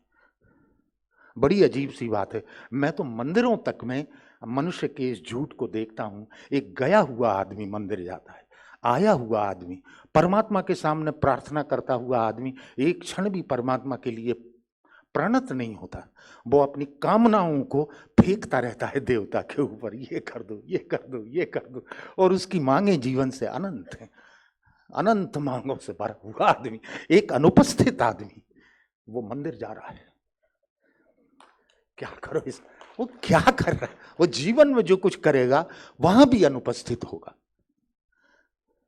ये एक बड़ा विलक्षण उदाहरण, पता नहीं कहाँ, कबीर का एक कथानक है कि वो एक दिन काशी के बाजार में अपनी बुनी हुई चादर लेकर निकले और नहीं बिकी, शाम रात तो हो गई, तो घर लौट रहे थे वापस के आज तो कुछ भोजन की भी व्यवस्था नहीं हो पाएगी, लेकिन निराश नहीं थे। इतने में एक आदमी उनके पास आया, वो कहने लगा, बाबा ये चादर कितने की है? तो बोले, पता नहीं, तुम्हें चाहिए? बोले हाँ। बोले ले लो। दे दी। बोले कितने पैसे देना? बोले हमें नहीं मालूम, तुम जो देना चाहो दे दो। तो उसने कुछ पैसे दे दिए। उन्होंने बिना गिने अपने पास उन पैसों को रख लिया। थोड़ी दूर वो आदमी गया होगा, अचानक कबीर ने पलट के कहा, अरे भाई सुनना। तो वो समझा कि इस बाबा के मन में लालच आ गया, मैंने पैसे कम दिए। बोले क्या बात है? कबीर ने उस आदमी की आंखों में देख के कहा, कुछ नहीं, बस इतना कहना चाहता था तुमसे, इस चादर को बहुत सावधानी से ओढ़ना। क्यों? कबीर ने कहा, क्योंकि मैंने इसके हर रेशे में राम को बुन दिया है।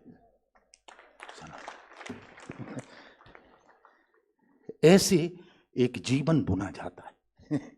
वो बुनना भूल गए हम लोग, मंदिरों में जाना भूल गए, प्रार्थना भूल गए, अनुष्ठान भूल गए, पूजा प्रणालियां भूल गए, मातृशक्तियां भूल गए। मातृशक्तियों की बातें करते रहते हैं, कितना अपमान करते हैं स्त्रियों का। मातृशक्ति की पूजा करने वाले समाज, उनकी आंखें बड़ी निर्मल होती हैं, वे कैसे देखते हैं स्त्रियों को। ये समाज कहीं दिखता है आपको ऐसा? झूठ बोलता है। झूठ बोलना बंद करें। ये मैं जिन समुदायों की धार्मिक परंपरा पर आपसे बात कर रहा हूं, वे अपने प्रति, अपने जीवन के प्रति, दूसरों के प्रति, देवताओं के प्रति, अनुष्ठानों के प्रति, संस्कृति के प्रति, कला के प्रति, सारे जीवन की रचना के लिए सच्चे लोग हैं। और ये सच्चापन धार्मिकता के लिए सबसे पहली शर्त है। जो सच्चा नहीं है उसकी कोई प्रार्थना नहीं सुनी जाती। जो सच्चा नहीं है उसका कोई धर्म नहीं। झूठ बोलता है वो आदमी, वो गहरे से गहरे अर्थों में अधार्मिक आदमी। मैं एक नास्तिक आदमी को पसंद करूंगा अगर वो सच्चा है तो। कम से कम वो हिम्मत तो दिखा रहा है कि मैं बिना ईश्वर के रह सकता हूं। लेकिन झूठे आस्तिक जो हैं वो बहुत ही खतरनाक लोग हैं। वो तो डूबते ही हैं, अपने साथ उस धर्म को भी डुबा डालते हैं। ये चुनौतियां हमारे सामने हैं। जब हम जनजातीय समुदायों की धार्मिक परंपराओं, धार्मिकता और देवों, मातृशक्तियों के बारे में विचार करते हैं तो ये अब हमारे अवधान में रहना चाहिए कि जो सच्चे लोग हैं वे देवताओं के लिए भी सच्चे हैं, वे मातृशक्तियों के प्रति भी सच्चे हैं। आपने जनजातीय समुदायों में कभी अनादर देखा स्त्रियों का? कभी बलात्कार की घटनाएं देखी? हो ही नहीं सकता, संभव ही नहीं है।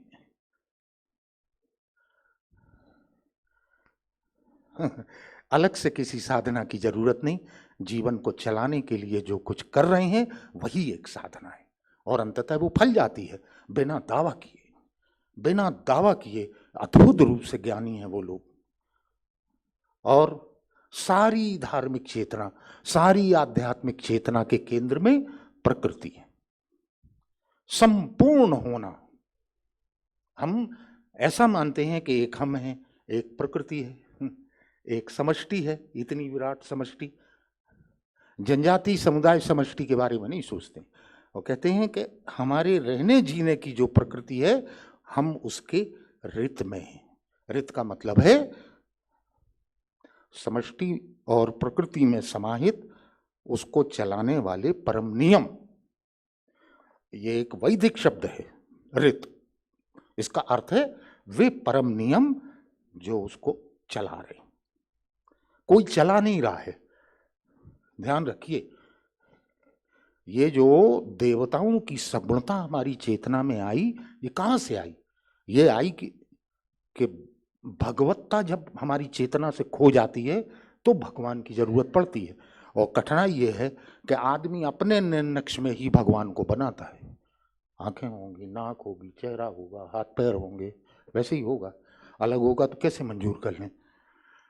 इतनी कृपा जरूर करते हैं कि अगर आदमी के 2 हाथ हैं तो अष्टभुजा देवी बना दो, 4 भुजा का देवता बना दो, इतनी कृपा कर देते हैं।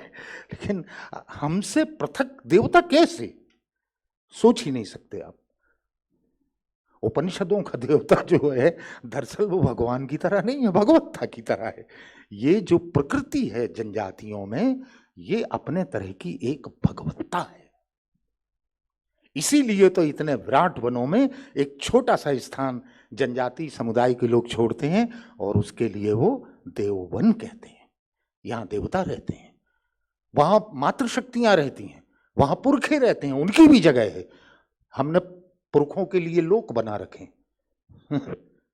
देवताओं के लिए और ऊपर लोक बना रखे हैं, प्रेतों के लिए लोक बना रखे हैं। उनके लिए इतने लोकों की जरूरत नहीं, इतना ही पर्याप्त है। यहाँ मनुष्य भी रहेंगे, यहाँ प्रेत भी रहेंगे, यहाँ पुरखे भी रहेंगे, यहाँ देवता भी रहेंगे, यहाँ मातृशक्तियां भी रहेंगी, सब यहीं रहेंगे। सबका होना बचा रहेगा। या तो सबके साथ हैं या इतने अकेले हैं कि अपने को पहचान ही ना पाए। सबका साथ होना मुझे चाहिए। अब मैं अकेला नहीं रहूंगा, मुझे पुरखे भी चाहिए, मुझे प्रेत भी चाहिए, मुझे मातृशक्तियां भी चाहिए, मुझे देवता भी चाहिए, तब मेरा होना पूरा होता है। जो इनके बिना रह सकते हैं धन्य है। भगवान ही जाने कैसे लोग होंगे। जनजाति समुदायों से ये सीखा जा सकता है। तुम अपने आसपास के संसार को एक पूरी समष्टि बना सकते हो, उसमें सब एक साथ सहचर होके रह सकते हैं। और अपनी आस्था के प्रति सच्चे होना उसकी पहली शर्त है। दूसरी एक बात है, देवलोक का अध्ययन तब तक अधूरा होगा जब तक देवता और मातृशक्तियों की पूजा प्रणालियां और अनुष्ठानों का भी साथ में आप अध्ययन ना करें। वो उससे अभिन्न है।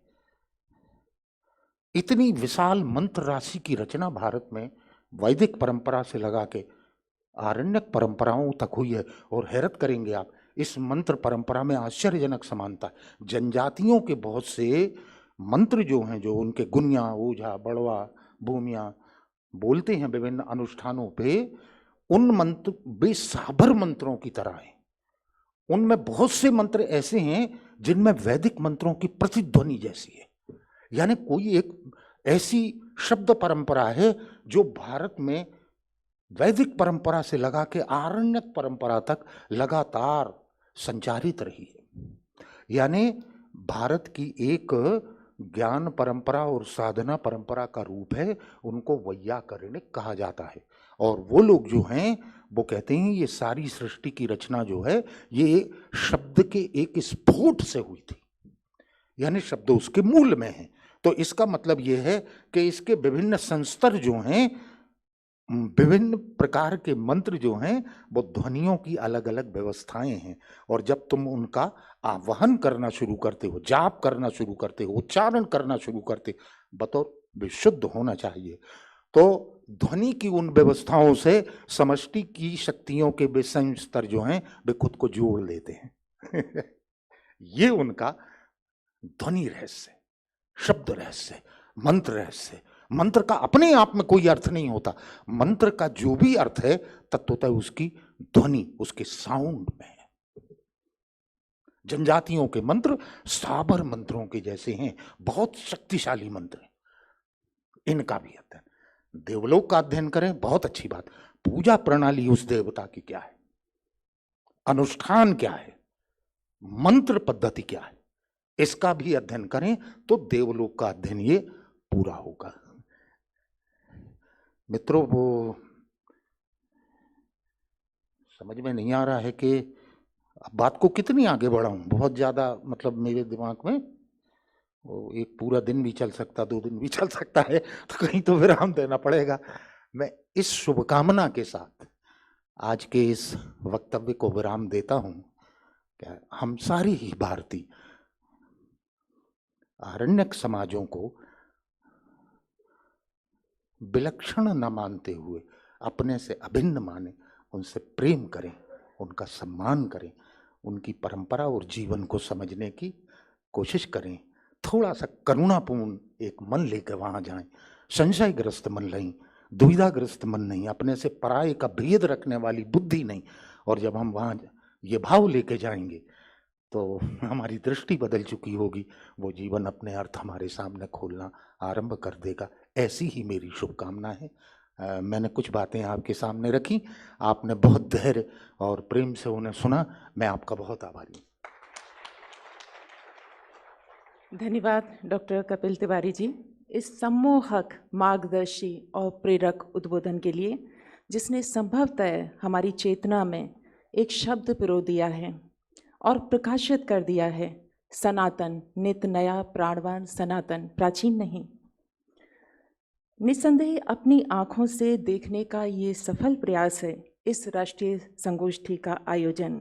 यह सफलता तब आगे बढ़ेगी जब विभिन्न सत्रों के विषय विमर्श जो केंद्रित हैं, जनजातीय धार्मिकता, अनुष्ठान, देवलोक की अवधारणा, आख्यान परंपरा, देवलोक संबंधी जनजातीय नृत्य, संगीत, कला के विभिन्न रूप इत्यादि। हम सबकी यही उम्मीद है कि ये सब सत्र जो विभिन्न उपविषयों पर केंद्रित हैं, उस संख्या में वृद्धि करेगी जो अपनी आँखों से देखने में अपने अस्तित्व की सार्थकता को समझेगा।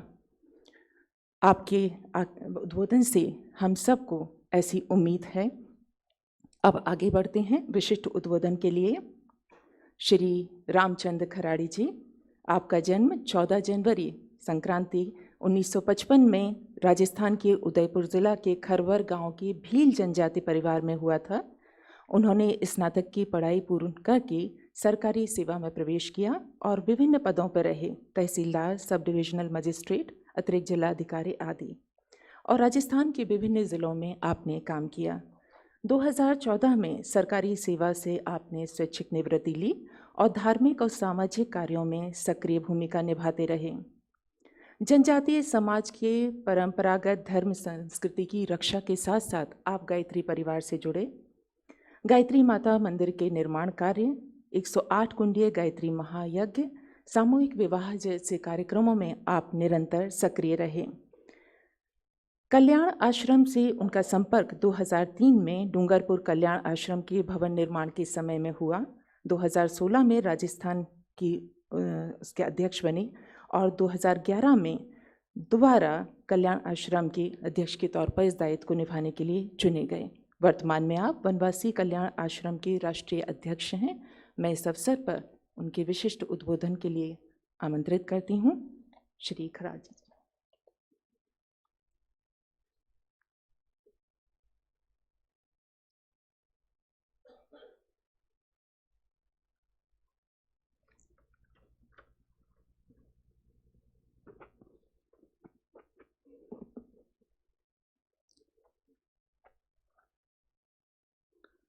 या देवी सर्वभूतेषु प्रज्ञारूपेण संस्थिता नमस्तस्यै नमस्तस्यै नमस्तस्यै नमो नमः।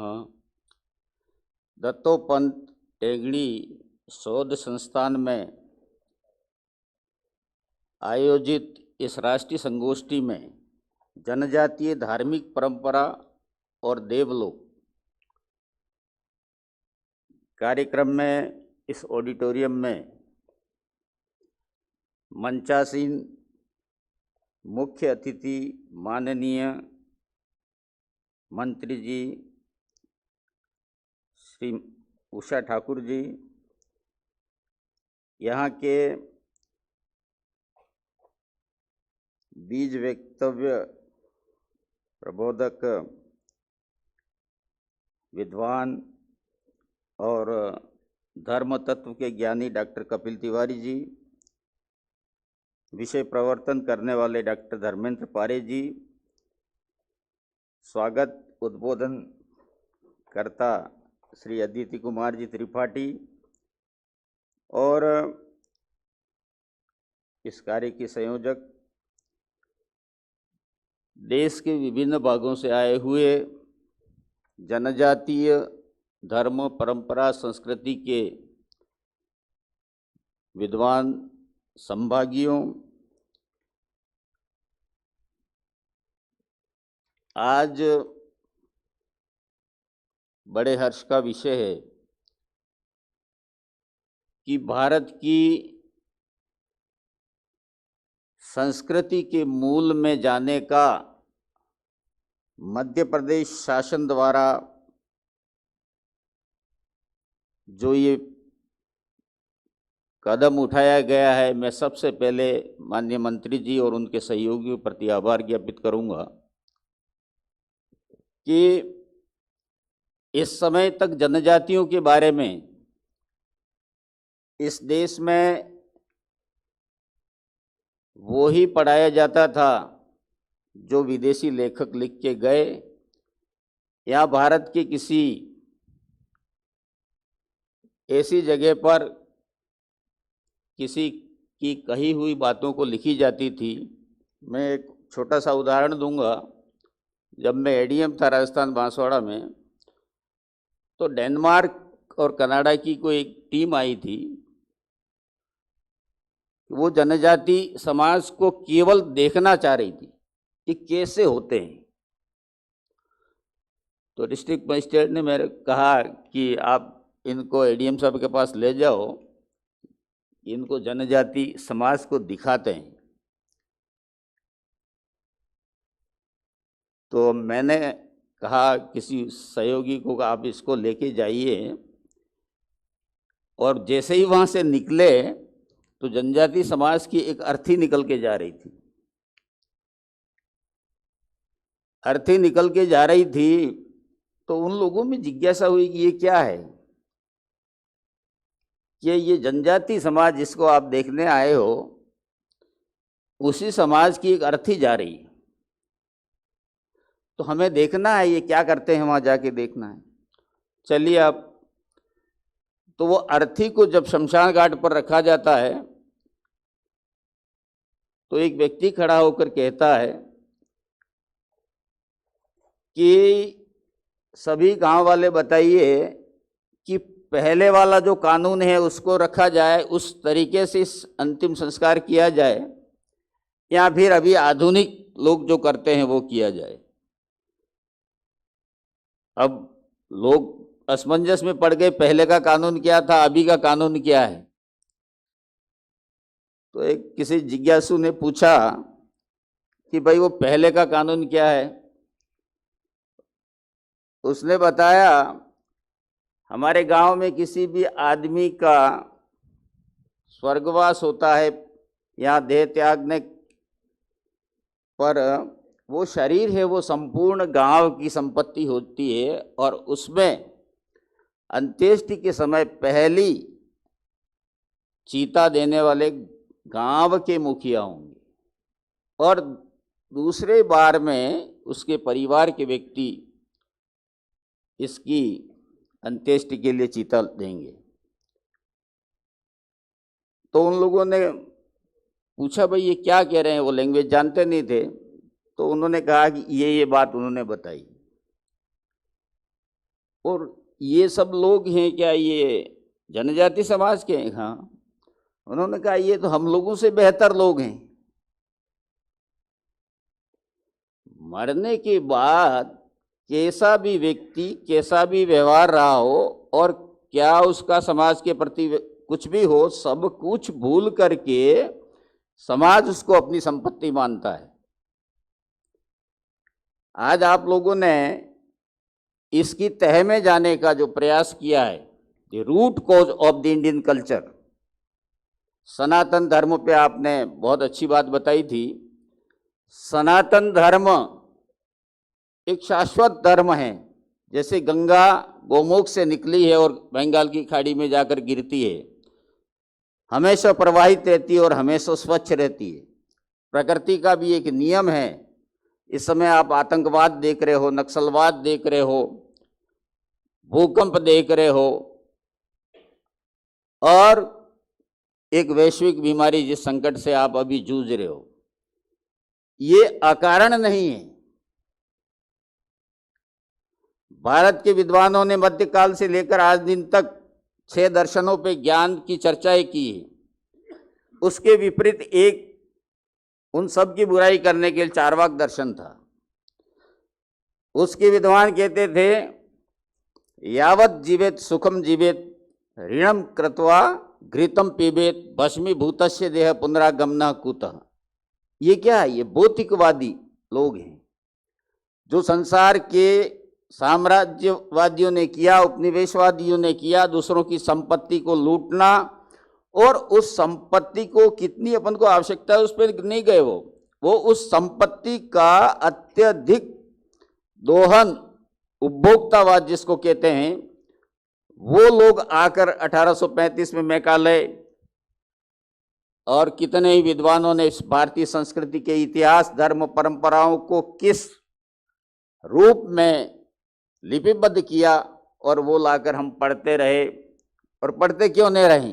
एक दिन चर्चा हो रही थी कि हमारी संस्कृति दिनों दिन पतन की ओर क्यों जा रही है। मैंने कहा मान्यवर आपका बच्चा कहाँ पढ़ता है? सेंट पॉल में, बच्ची सेंट मैरी में पढ़ती है। तो आपकी संस्कृति का क्या होगा? इनके रखवाले वही होंगे। सनातन धर्म को अगर असली मूल रूप में समझना है तो जनजाति समाज, जिसका आंकड़ा अभी 700 के करीब बताया जाता है, इतनी विभिन्नताएं, पूजा पद्धति, ग्राम देवता, पूर्वज किसी भी रूप में है, लेकिन इनके मौलिक रूप में जाइए आप, एक तथ्य निकलेगा।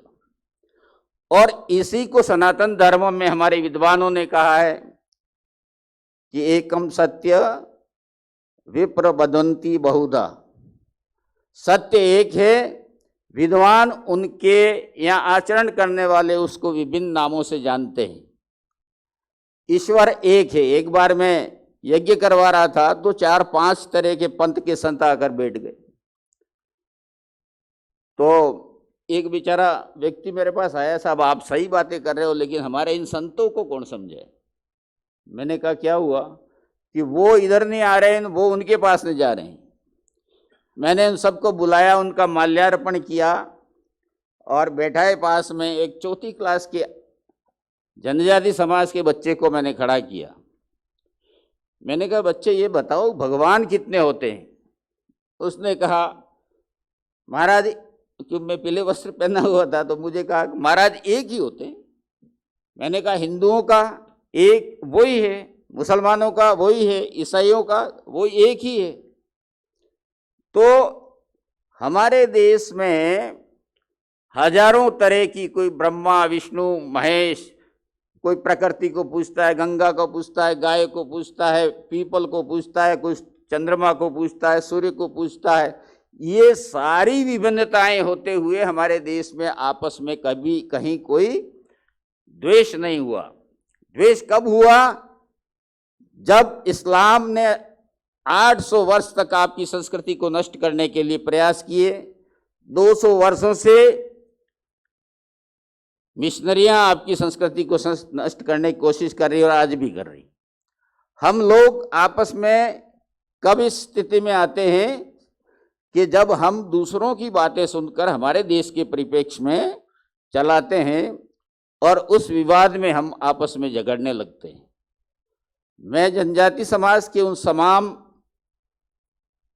विद्वानों का और अन्य समाज जिसने इन समाज की रीति रिवाज, इनके देवता, इनकी मौलिक संस्कृति और उसकी फिलोसॉफी को समझा है, वो सही रूप में ये जानते हैं कि भारत में कहीं पर भी मतभेद नहीं है, ना मनभेद है, केवल हमें आपस में समझने की जरूरत है। और इसकी वजह से दुनिया ने हमारे को बार बार रोंदा है और भारत को लूटा भी है।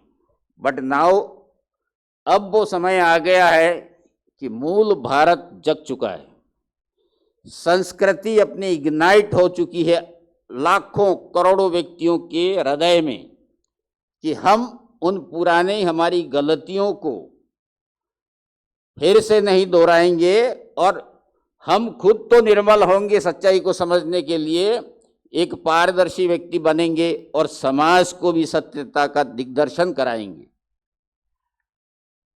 मुझे समय की मर्यादाओं को ध्यान में रखना है, तो ये 5 मिनट दिए गए, ज़्यादा बोल गया। मुझे स्वामी विवेकानंद का भारतीय धर्म और संस्कृति पे वक्तव्य याद आता है। उनको किसी ने पूछा था कि भारत में इस धर्म को लेकर जातिवाद, छुआछूत ये क्यों हो गया? तो उन्होंने हंसते हुए मजाक किया था कि अब भारतीय धर्म और संस्कृति रसोई में घुस गई है, इसकी वजह से इस भोजन को एक दूसरे में बांटने में कहीं कहीं चूक हुई है। तो हम सबको इस चीज को एक उदाहरण छोटा सा देकर मैं मेरे उद्बोधन को समाप्त करूंगा कि सुदामा जब भगवान कृष्ण के पास द्वारिका गए थे तो उनको ये पता नहीं था कृष्ण मेरे लिए क्या कर रहे हैं। तो रुक्मणी जी के कहने पे, रानियों के कहने पे भगवान कृष्ण ने कि भगवान इतना आपका मित्र है, आपने आंसुओं से इनके चरण धोए हैं, लेकिन आप कुछ कहते क्यों नहीं? इनके लिए कुछ तो करो, इतनी तकलीफ आपके लिए, बचपन का सखा है, विद्यार्थी जीवन का सहपाठी है, उसके बावजूद आप इसके लिए कुछ करते क्यों नहीं? इतनी तकलीफ है। भगवान कृष्ण ने हंसते हुए कहा कि अब उसका समय सही आ रहा है। तो उन्होंने विश्वकर्मा जी को कहा, जाइए सुदामा का जो झोपड़ी है उसको महल में परिवर्तित कर कीजिए। जब विश्वकर्मा जी वहां जाते हैं तो सुदामा जी की पत्नी खड़ी होती है, कौन है आप? भगवान को पहचान गई, वो भी तपस्विनी थी। आज आप हमारे घर पे क्यों कष्ट किया? उन्होंने कहा, भगवान कृष्ण का आदेश है कि आपकी इस झोपड़ी को महल में सुदामा जी जब तक वापस आए तो महल में परिवर्तित करना है।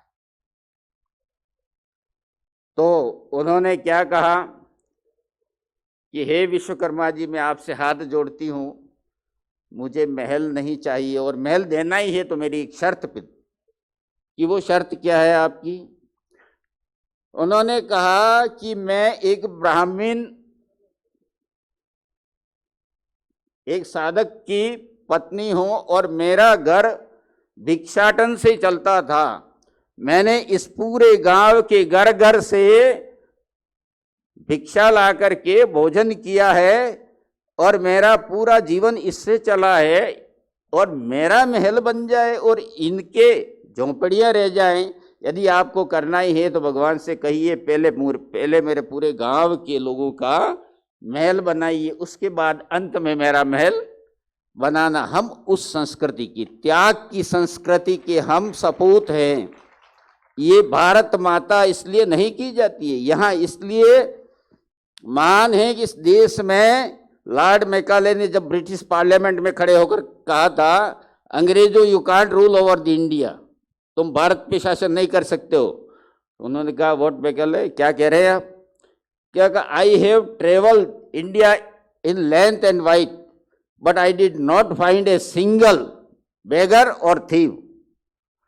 एक चोर नहीं मिला भारत देश में और एक भी भिखारी नहीं मिला। उस देश का सामाजिक सिस्टम इतना बढ़िया है, एक दूसरे का त्याग, कि पड़ोसी, विधवा, असहाय, दिव्यांग कभी भूखा नहीं मर सकता। इवन वहाँ की गाय, पक्षी और कुत्तों के लिए भी इतनी व्यवस्था होती है। उस देश को आप शासन नहीं कर सकते, वो आपसे कई महान है। तब जाकर इन लोगों ने ऐसी कुटिल नीति अपनाई और अपने देश की सिस्टम को तोड़ा है। आप सभी उस दिशा में प्रयासरत हैं।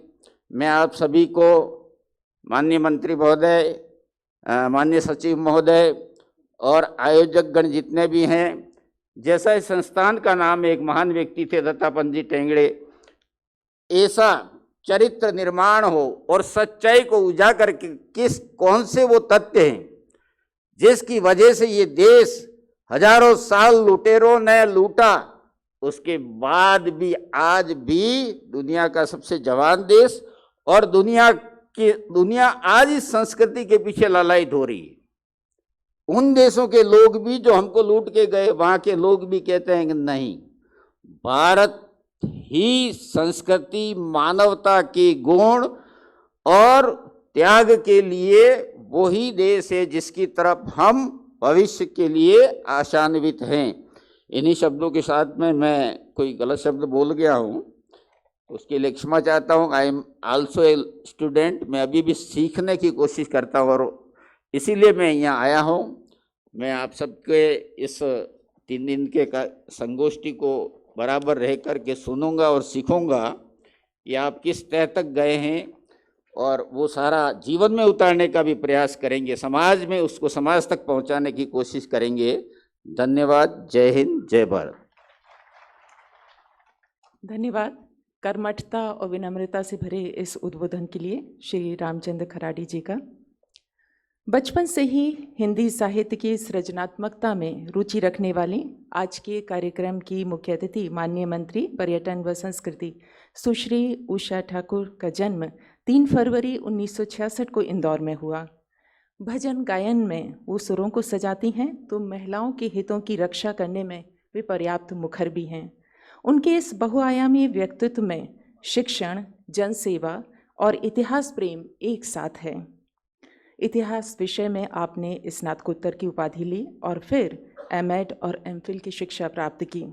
आप पूर्व में पार्षद, शिक्षा समिति, भाजपा युवा मोर्चा, राष्ट्र सेविका समिति, सांस्कृतिक जागरण मंच, हिंदू जागरण मंच, पहल समग्र क्रांति चेतना मंच से संबद्ध रहीं। सुश्री ठाकुर वर्ष 2003 में 12वीं विधानसभा के लिए निर्वाचित हुईं और महिला एवं बालकों के कल्याण संबंधी समिति और धार्मिक न्यास और धर्मस्व विभाग से जुड़ी रहीं। 2013 में दूसरी बार विधानसभा सदस्य के तौर पर निर्वाचित हुईं। 2018 में पुनः विधायक निर्वाचित हुईं। 2 जुलाई 2020 को आपने मंत्री पद की शपथ ली। इस अवसर पर मैं आग्रह करती हूँ कि वो अपना उद्बोधन दें। माननीय मंत्री सुश्री उषा ठाकुर, पर्यटन एवं संस्कृति, मध्य प्रदेश शासन।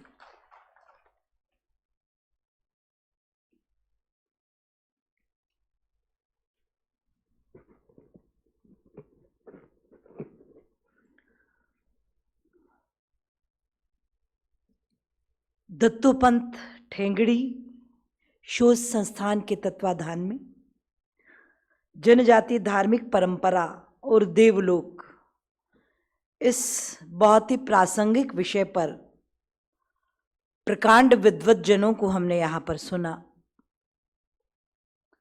मंच पर विराजमान वनवासी कल्याण परिषद के राष्ट्रीय अध्यक्ष परम श्रद्धेय रामचंद्र खराड़ी जी, प्रकांड विद्वान जिनको सुनकर हम सब परम आनंदित हुए, तथ्य और सत्य को जानने के नज़दीक पहुँचे, ऐसे कपिल तिवारी जी को प्रणाम करती हूँ। संस्कृति के संचालक अदिति जी, आदरणीय धर्मेंद्र पारे जी, जिनका शोध कार्य निश्चित रूप से हम सब का मार्ग प्रशस्त करेगा, भाई मुकेश मिश्रा जी और उपस्थित आप सब साथी भाई बहन, आपको मैं प्रणाम करती हूँ। आज सचमुच अभिभूत हूँ लगता है मेरे पास शब्द नहीं कुछ कहने के लिए। जो बरसों बरस से जिज्ञासाएं थी, राष्ट्र सेविका समिति की कार्यकर्ता हूं, जनजाति समाज के बीच में भी जब जब संगठन ने पहुंचाया, हम सब ने वहां कार्य किया। यही लगता था कि कितना समृद्धशाली जनजाति समाज है। जब हम हिंदू संगम झाबुआ के वक्त, झाबुआ में हम लोगों को काम दिया गया, लगभग 3 माह वहां हम रहे। मैंने देखा कि नगरीय समाज मुझे तो जनजाति समाज के पैर की धूल के बराबर भी दिखाई नहीं दिया। देखा उनकी समृद्ध पावन परंपराओं को कि कैसे आए हुए अतिथियों को घर के भीतर वो सुलाते हैं और खुद बरामदे में ठंडे में भले वैसे ही वो सो जाएं। इतना संवेदनशील, इतना त्यागी समाज कोई और कहां देखने को मिल सकता है। वो गौ माता जो बच्चे को जन्म दी थी, वो घर के भीतर है, पर घर के सदस्य घर के बाहर सोकर उनकी रक्षा सुरक्षा व्यवस्था के लिए समर्पित हैं। सच कहा है तिवारी जी ने और रामचंद्र जी ने भी कि मुगलों के वो 800,000 साल, अंग्रेजों के 200-250 वर्ष और मैकाले की इस शिक्षा पद्धति ने सत्य सनातन भारतीय समाज की मौलिक परंपराओं को आहत किया। और हमारे अपने ही लोग जो अपने बच्चों को कॉन्वेंट में पढ़ाने के लिए प्रतिज्ञाबद्ध हैं, हमारी अपनी वजह से ही इस सत्य सनातन परंपराओं को जो कुछ नुकसान हुआ, मैं तो कहूंगी, यदि वो सुधर सकता है, यदि वो सद्मार्ग पर आ सकता है, तो आप जैसे विद्वत जनों के मार्गदर्शन में, जिसकी पावन परंपरा की शुरुआत इस शोध संस्थान ने 3 दिवसीय संगोष्ठी के माध्यम से की है। मैं सौभाग्यशाली मानती हूं कि आज इस कार्यक्रम की सहभागी हो सकी। और सचमुच यदि पहले के तय कार्यक्रम नहीं होते तो आपको विश्वास दिलाती हूं कि पूरे 3 दिन आपके साथ बैठकर इस विषय का अध्ययन अध्यापन करती, इसको समझती, तो मुझे भी गर्व महसूस होता कि मैंने कोई ठीक कार्य इन 3 दिनों में किया है। आए हुए आप भाई बहनों से प्रार्थना करना चाहती हूं कि आप इस विषय की गंभीरता को समझें और विषय की समझ को विकसित करते हुए समाज के बीच जन जन की चेतना का माध्यम आप और हम बन जाएं, तो 21वीं शताब्दी के कालजयी विश्वविजयी भारतीय संस्कृति की प्रणेता जो जगत गुरु भारत है, उसका निर्माण करने में आप और हम सब सहभागी बन पाएंगे। अपने मानव जीवन को हम धन्य कर पाएंगे। मेरा सौभाग्य है कि अभी मुझे महू का नेतृत्व मिला हुआ है, महू की सेवा मिली हुई। वहां जनजाति समाज बहुत, लगभग आधे हिस्से में कहूं तो जनजाति समाज वहां निवास करता है।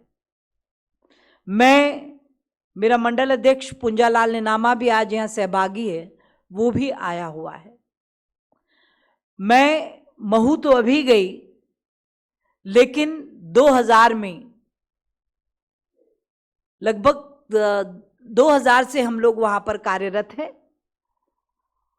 और वहां की जिन विसंगतियों को, धर्मांतरण की जिन विभीषिकाओं को देखा, तो सचमुच आत्मा कांप उठती है कि ये वर्तमान मैकाले निर्मित व्यवस्थाएं कहां ले जाएंगी।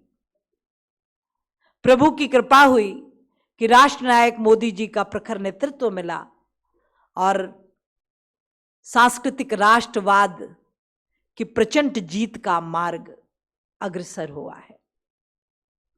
अभी हम भाई बहनों ने तय किया कि जो जनगणना के लिए तैयारी चल रही है,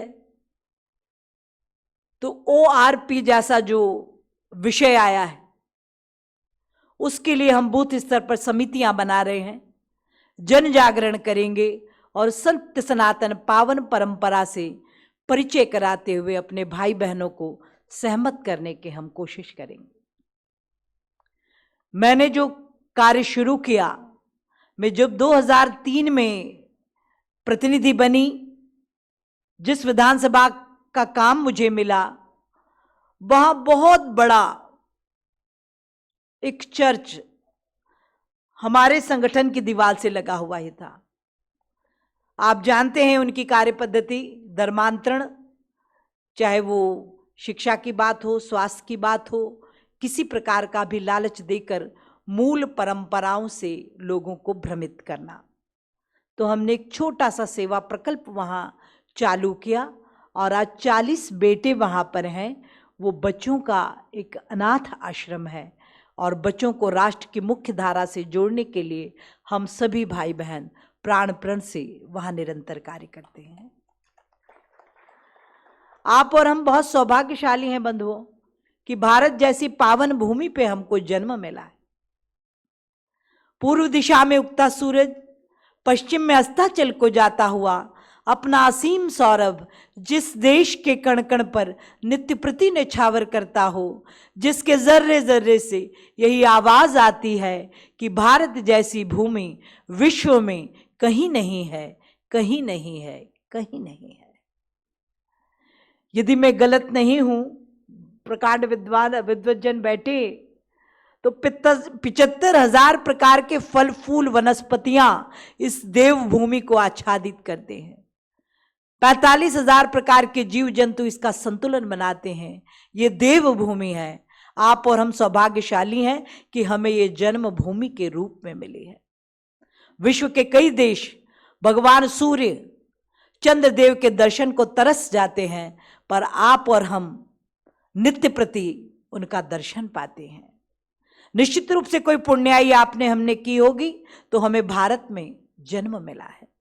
इसके महत्व को समझे, इसकी श्रेष्ठ जीवन पद्धति जन जन तक पहुंचाए, ये हम सब का प्रथम मानवीय कर्तव्य भी है।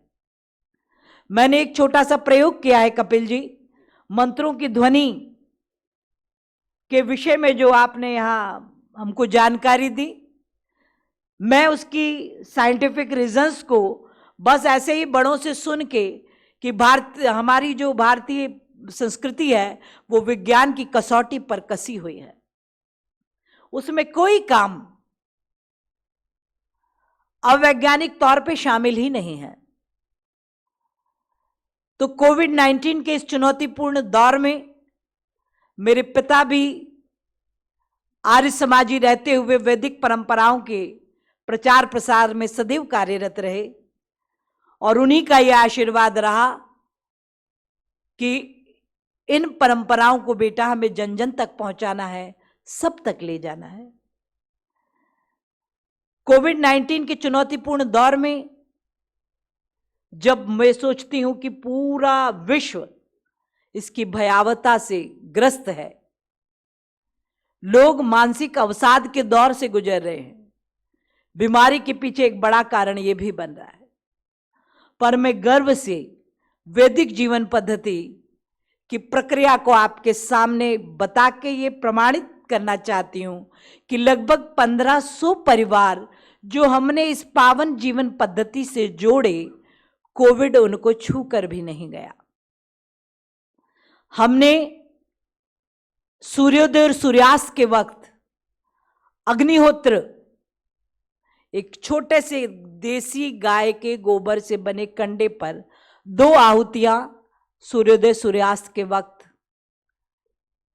समर्पित की और घर को पूरे 12 घंटे इन आहुतियों ने, जिसमें अक्षत और देसी गाय के घी का थोड़ा एक डिब्बे में मिला के रखा, छोटे से पूरे महीने भर चला। 2 आहुतियों ने पूरे घर को 12-12 घंटे सैनिटाइज किया और सस्वर पाठ किया, जो भी मंत्र याद थे। हमने दुर्गा सप्तशती के 35 श्लोक लिए, अर्गला के सप्तश्लोकी दुर्गा के, बीज मंत्र और महिषासुर मर्दनी स्तोत्र का पाठ, साथ में हनुमान चालीसा भी जोड़ी क्योंकि वो सरलता से सभी को याद थी। 20 मिनट के इस पाठ ने मैं दावे से कह सकती हूं कि कोविड जैसी बीमारी, क्योंकि वो आहुतियों का असर, भीमसेनी कपूर की आहुति, घी और चावल अक्षत की आहुति ने पूरे परिवेश को शुद्धाति शुद्ध किया। सबने मुझे डांट भी बहुत लगाई, उसकी मैं क्षमा भी चाहती हूं, पर माननीय मोदी जी का धन्यवाद करती हूं कि उन्होंने कहा कि ठीक है, मास्क लगाइए या गमछे से अपना मुंह बांध लीजिए। इतनी सतर्कता जरूर रखी कि 2 गज की दूरी से ही मिले, जिससे भी मिले, पर बीच में उपचुनाव आने की वजह से बहुत भीड़ भरे वातावरण में भी रहना पड़ा, गमछे से अपना मुंह बांध कर, और बस इस दिनचर्या को अपनाकर कोविड जैसी महामारी आज तक तो कुछ नहीं बिगाड़ पाई। ये हमारी सत्य सनातन पावन परंपराओं का प्रमाण है।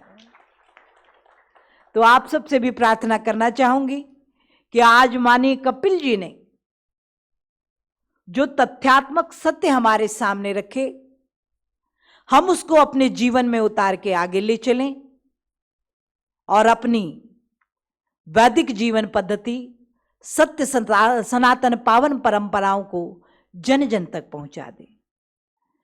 क्योंकि हिंदू और हिंदुत्व कोई मत पंथ नहीं है।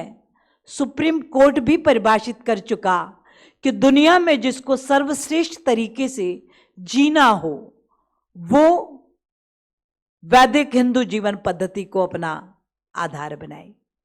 याद आती है इस मौके पर अटल जी की वो पावन पंक्तियां, होकर स्वतंत्र मैंने कब चाहा, है कर लूं जग को गुलाम, मैंने तो सदा सिखाया है करना अपने मन को गुलाम।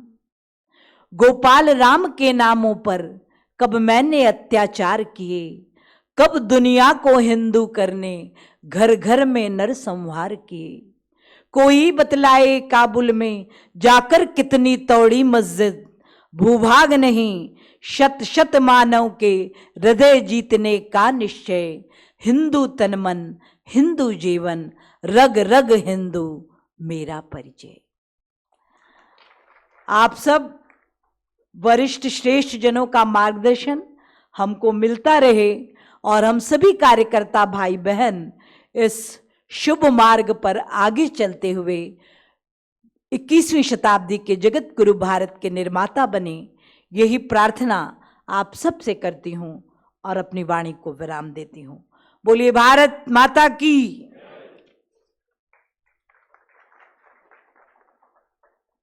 धन्यवाद माननीय मंत्री महोदय। ऐसे लगा जैसे माटी की सुगंध, माटी से जुड़ाव, जनजातीय जीवन, संस्कृति और आपका कर्मठता से ओतप्रोत ये उद्बोधन एक साथ, एक भाव से, एक संवेग से सहज रूप से संबद्ध हो गए हैं। मैं आपको बताना चाहूँगी कि आज का प्रथम सत्र जनजातीय धार्मिकता, अनुष्ठान और देवलोक की अवधारणा पर केंद्रित है, जिसमें सारस्वत वक्तव्य रहेगा प्रसिद्ध लेखक विचारक श्री मनोज श्रीवास्तव जी का। घुमंतू जनजातियों में देवलोक की संकल्पना पर सारस्वत वक्तव्य रहेगा संचालक घुमंतू जनजाति गुरुकुल पुणे से आए श्री गिरीश प्रभुणे जी का। इस सत्र की अध्यक्षता करेंगे प्रख्यात इतिहासकार डॉक्टर सुरेश मिश्र जी और संचालन करेंगे डॉक्टर मुकेश कुमार मिश्रा जी। अब आभार उद्बोधन के लिए मैं आग्रह करती हूँ डॉक्टर मुकेश कुमार मिश्रा जी से।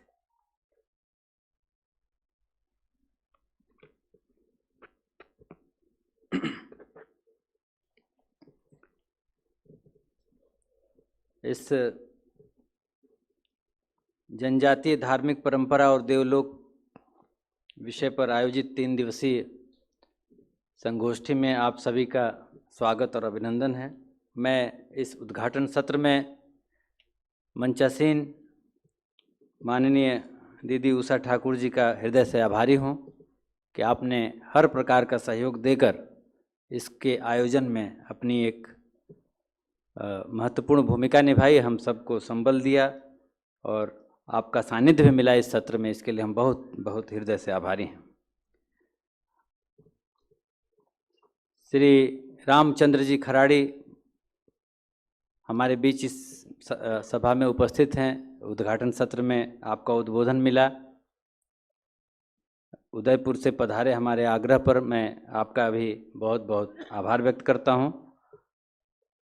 डॉक्टर कपिल तिवारी जी के लिए मेरे पास शब्द नहीं हैं और मैं कुछ कह के शब्दों की गंभीरता को नष्ट भी नहीं करना चाहता। जब भी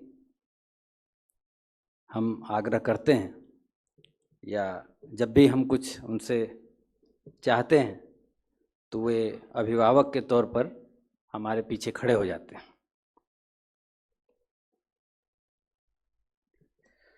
अपने बीच आज मंच पर जो हमारे श्री अदिति त्रिपाठी जी, संचालक संस्कृति विभाग, इस पूरे कार्यक्रम को एक स्वरूप देने में और इस आज 3 दिवसीय तक पहुंचाने में आपकी एक प्रमुख भूमिका रही। आज हम आपने इस सत्र में पूरा समय दिया, हम आपके बहुत बहुत आभारी हैं। संस्थान की ओर से आपको बहुत बहुत धन्यवाद व्यक्त करते हैं। डॉक्टर धर्मेंद्र पारे जी जो अपने अकादमिक जीवन में बहुत सारे हिंदी के प्रोफेसरों को मैंने देखा है जिन्होंने कविताएं और गद्य पता नहीं क्या क्या लिखते रहते हैं, लेकिन मेरे जीवन में कम समय में एक पारे जी ऐसे हिंदी के प्रोफेसर मिले जो केवल जनजातीय समाज के साहित्य, उनके जो संस्कृति है उस पर कुछ सृजन करते हैं और ये कारण है कि हम सब उनका बहुत ही आदर करते हैं और वो बहुत ही आदरणीय हैं। मैं उनका बहुत आभारी हूँ कि इस पूरी संकल्पना में जो उन्होंने हमारा मार्गदर्शन किया है वो बहुत ही आगे के लिए भी महत्वपूर्ण है और आगे भी उनका सहयोग मिलता रहेगा। मैं आपके प्रति कृतज्ञता ज्ञापित करता हूँ। इस सभा में उद्घाटन सत्र में हमारे बीच कुछ विशेष विभूतियाँ उपस्थित हैं और ये हमारा सौभाग्य है हम सबका। हमारे बीच माननीय दीपक जी बिस्पुते भाई साहब, हमारे मध्य क्षेत्र के क्षेत्र प्रचारक जी उपस्थित हैं। आपका स्नेह और आशीर्वाद मिला, हम आपके आभारी हैं। हमारे बीच डॉक्टर सुमेर सिंह सोलंकी जी उपस्थित हैं, राज्यसभा के सांसद हैं, तीनों दिन इस सत्र में रहने वाले हैं। इस कार्यक्रम में हम आपका भी स्वागत करते हैं, आभार व्यक्त करते हैं। आपने सभी व्यस्तताओं को त्याग करके आप यहाँ पर पधारे। मैं कुछ नाम लेना अपना दायित्व समझता हूँ। माननीय गिरीश कुरबेर जी हमारे बीच हैं, माननीय प्रकाश जी काले, माननीय गिरीश प्रभुणे जी पुणे से पधारे हैं। घुमंतु जीवन जीने वाले जनजातियों पर जीवन भर आपने काम किया है। कल आज आपका सत्र भी है। इसके बाद श्री वैभव सुरंगे जी, श्री प्रवीण ढोलके जी और हमारे बीच श्री विजय मनोहर तिवारी जी उपस्थित हैं, लेखक हैं, राज्य सूचना आयुक्त हैं मध्य प्रदेश के। सुश्री संध्या जैन जी यहाँ पधारी हैं दिल्ली से, जिन्होंने अनेक पुस्तकें लिखी हैं और आपके पिता भी स्वयंसेवक रहे और बड़े लेखक रहे। डॉक्टर सुरेश मिश्रा जी पीछे बैठे हुए हैं और हमारे साथ आपका हमेशा सानिध्य मिलता है, आशीर्वाद मिलता है। मैं आपका भी आभारी हूँ, आप उपस्थित रहें। एक बहुत ही विशेष व्यक्तित्व यहाँ पर आपके बीच है, मैं परिचय करा दूँ। सुश्री प्रियंका जी बैठी हैं, IPS अधिकारी हैं। आपकी कुछ विशेष रुचि है संस्कृति और भारतीय इतिहास के प्रति, आपने भी समय निकाल के यहाँ पधारी हैं उद्घाटन सत्र में कपिल जी को सुनने के लिए। हम आपका भी आभार व्यक्त करते हैं। हमारे दत्तोपंत ठेंगड़ी शोध संस्थान के सचिव श्रीमान दीपक जी शर्मा का बिना आशीर्वाद के तो ये कार्यक्रम संभव नहीं है। मैं उनके प्रति क्या आभार व्यक्त करूं और बस आप समझ सकते हैं कि मैं क्या कहना चाहता हूं। मंत्रोच्चार को जिन्होंने यहाँ पर मंगलाचरण किया, दयाराम चौहान, ये अपने एक कार्यकर्ता हैं, उनसे जुड़े हुए हैं। इन्होंने चिन्मय मिशन से पुरोहित का कोर्स किया है और बड़ी सफलतापूर्वक उसका निष्पादन किया है। ऐसे दयाराम चौहान जी यहाँ पर पधारे, 20 किलोमीटर दूर उनका गांव है। वो सुबह सुबह आकर के मंत्रोच्चार इन्होंने किया, मैं उनके प्रति विशेष आभार व्यक्त करता हूँ। और अंत में इस उद्घाटन सत्र को संचालित करने के लिए अपना समय देने वाली डॉक्टर मनीषा शर्मा जी, एक बहुत अच्छी उद्घोषिका हैं, अच्छी शिक्षिका हैं, इतिहास की प्रोफेसर हैं। मैं उनके प्रति भी आभार व्यक्त करता हूँ। कि उन्होंने बहुत सुचारू ढंग से इस सत्र का संचालन किया। मैं सभी को प्रति अपने हृदय से आभार व्यक्त करते हुए कुछ सूचनाएं देते हुए और इस सत्र के समापन की ओर ले चलूँगा। 30 मिनट का एक चाय ब्रेक है बाहर, जहां आपने सुबह अल्पाहार किया, और उसके बाद 12 बजे इसी सभागार में हम सब एकत्रित होंगे। जनजातीय धार्मिकता, अनुष्ठान और देवलोक की अवधारणा, इस विषय पर सत्र चलेगा। कुछ लोगों को जिनको किट मिल गया उसमें सत्र रचना इसमें रखी हुई है 3 दिन की, और कुछ लोगों को जिनको अभी प्राप्त नहीं हुआ इस टी ब्रेक में ले लेंगे। चाय का जो अंतराल हुआ है इसमें इस दौरान वो प्राप्त कर लेंगे तो उनको भी मिल जाएगा। उस सत्र के समाप्ति के बाद 1:30 बजे यहाँ पर भोजन है, और भोजन के बाद हम सब 2:30 बजे बाहर एकत्रित होंगे। सबके लिए परिवहन की व्यवस्था होगी। इसके ठीक पीछे, इस भवन के पीछे, ये जो परिसर है इसके ठीक पीछे राष्ट्रीय मानव संग्रहालय है। राष्ट्रीय मानव संग्रहालय का वहाँ भ्रमण का कार्यक्रम है। भ्रमण और चर्चा दोनों साथ साथ चलेगी। वहाँ पर 4-5 समूहों में हम सब बढ़ जाएंगे और वहाँ पर एक्सपर्ट हमारे साथ रहेंगे। कुछ एक्सपर्ट हमारे साथ यहाँ से भी जुड़ेंगे, और हम वहाँ पर एक बीच में टी ब्रेक लेंगे और वहाँ की पूरा गैलरीज का अवलोकन करेंगे, और फिर पुनः 6 बजे के आसपास इसी प्रांगण में, इसी सभागार में उपस्थित होंगे। सांस्कृतिक कार्यक्रम होगा और शाम का भोजन होगा। आगे भी हम अगले सत्र में सूचनाएं देंगे। मैं सभी को चाय पर आमंत्रित करते हुए आप सभी का बहुत बहुत आभार व्यक्त करता हूं। धन्यवाद।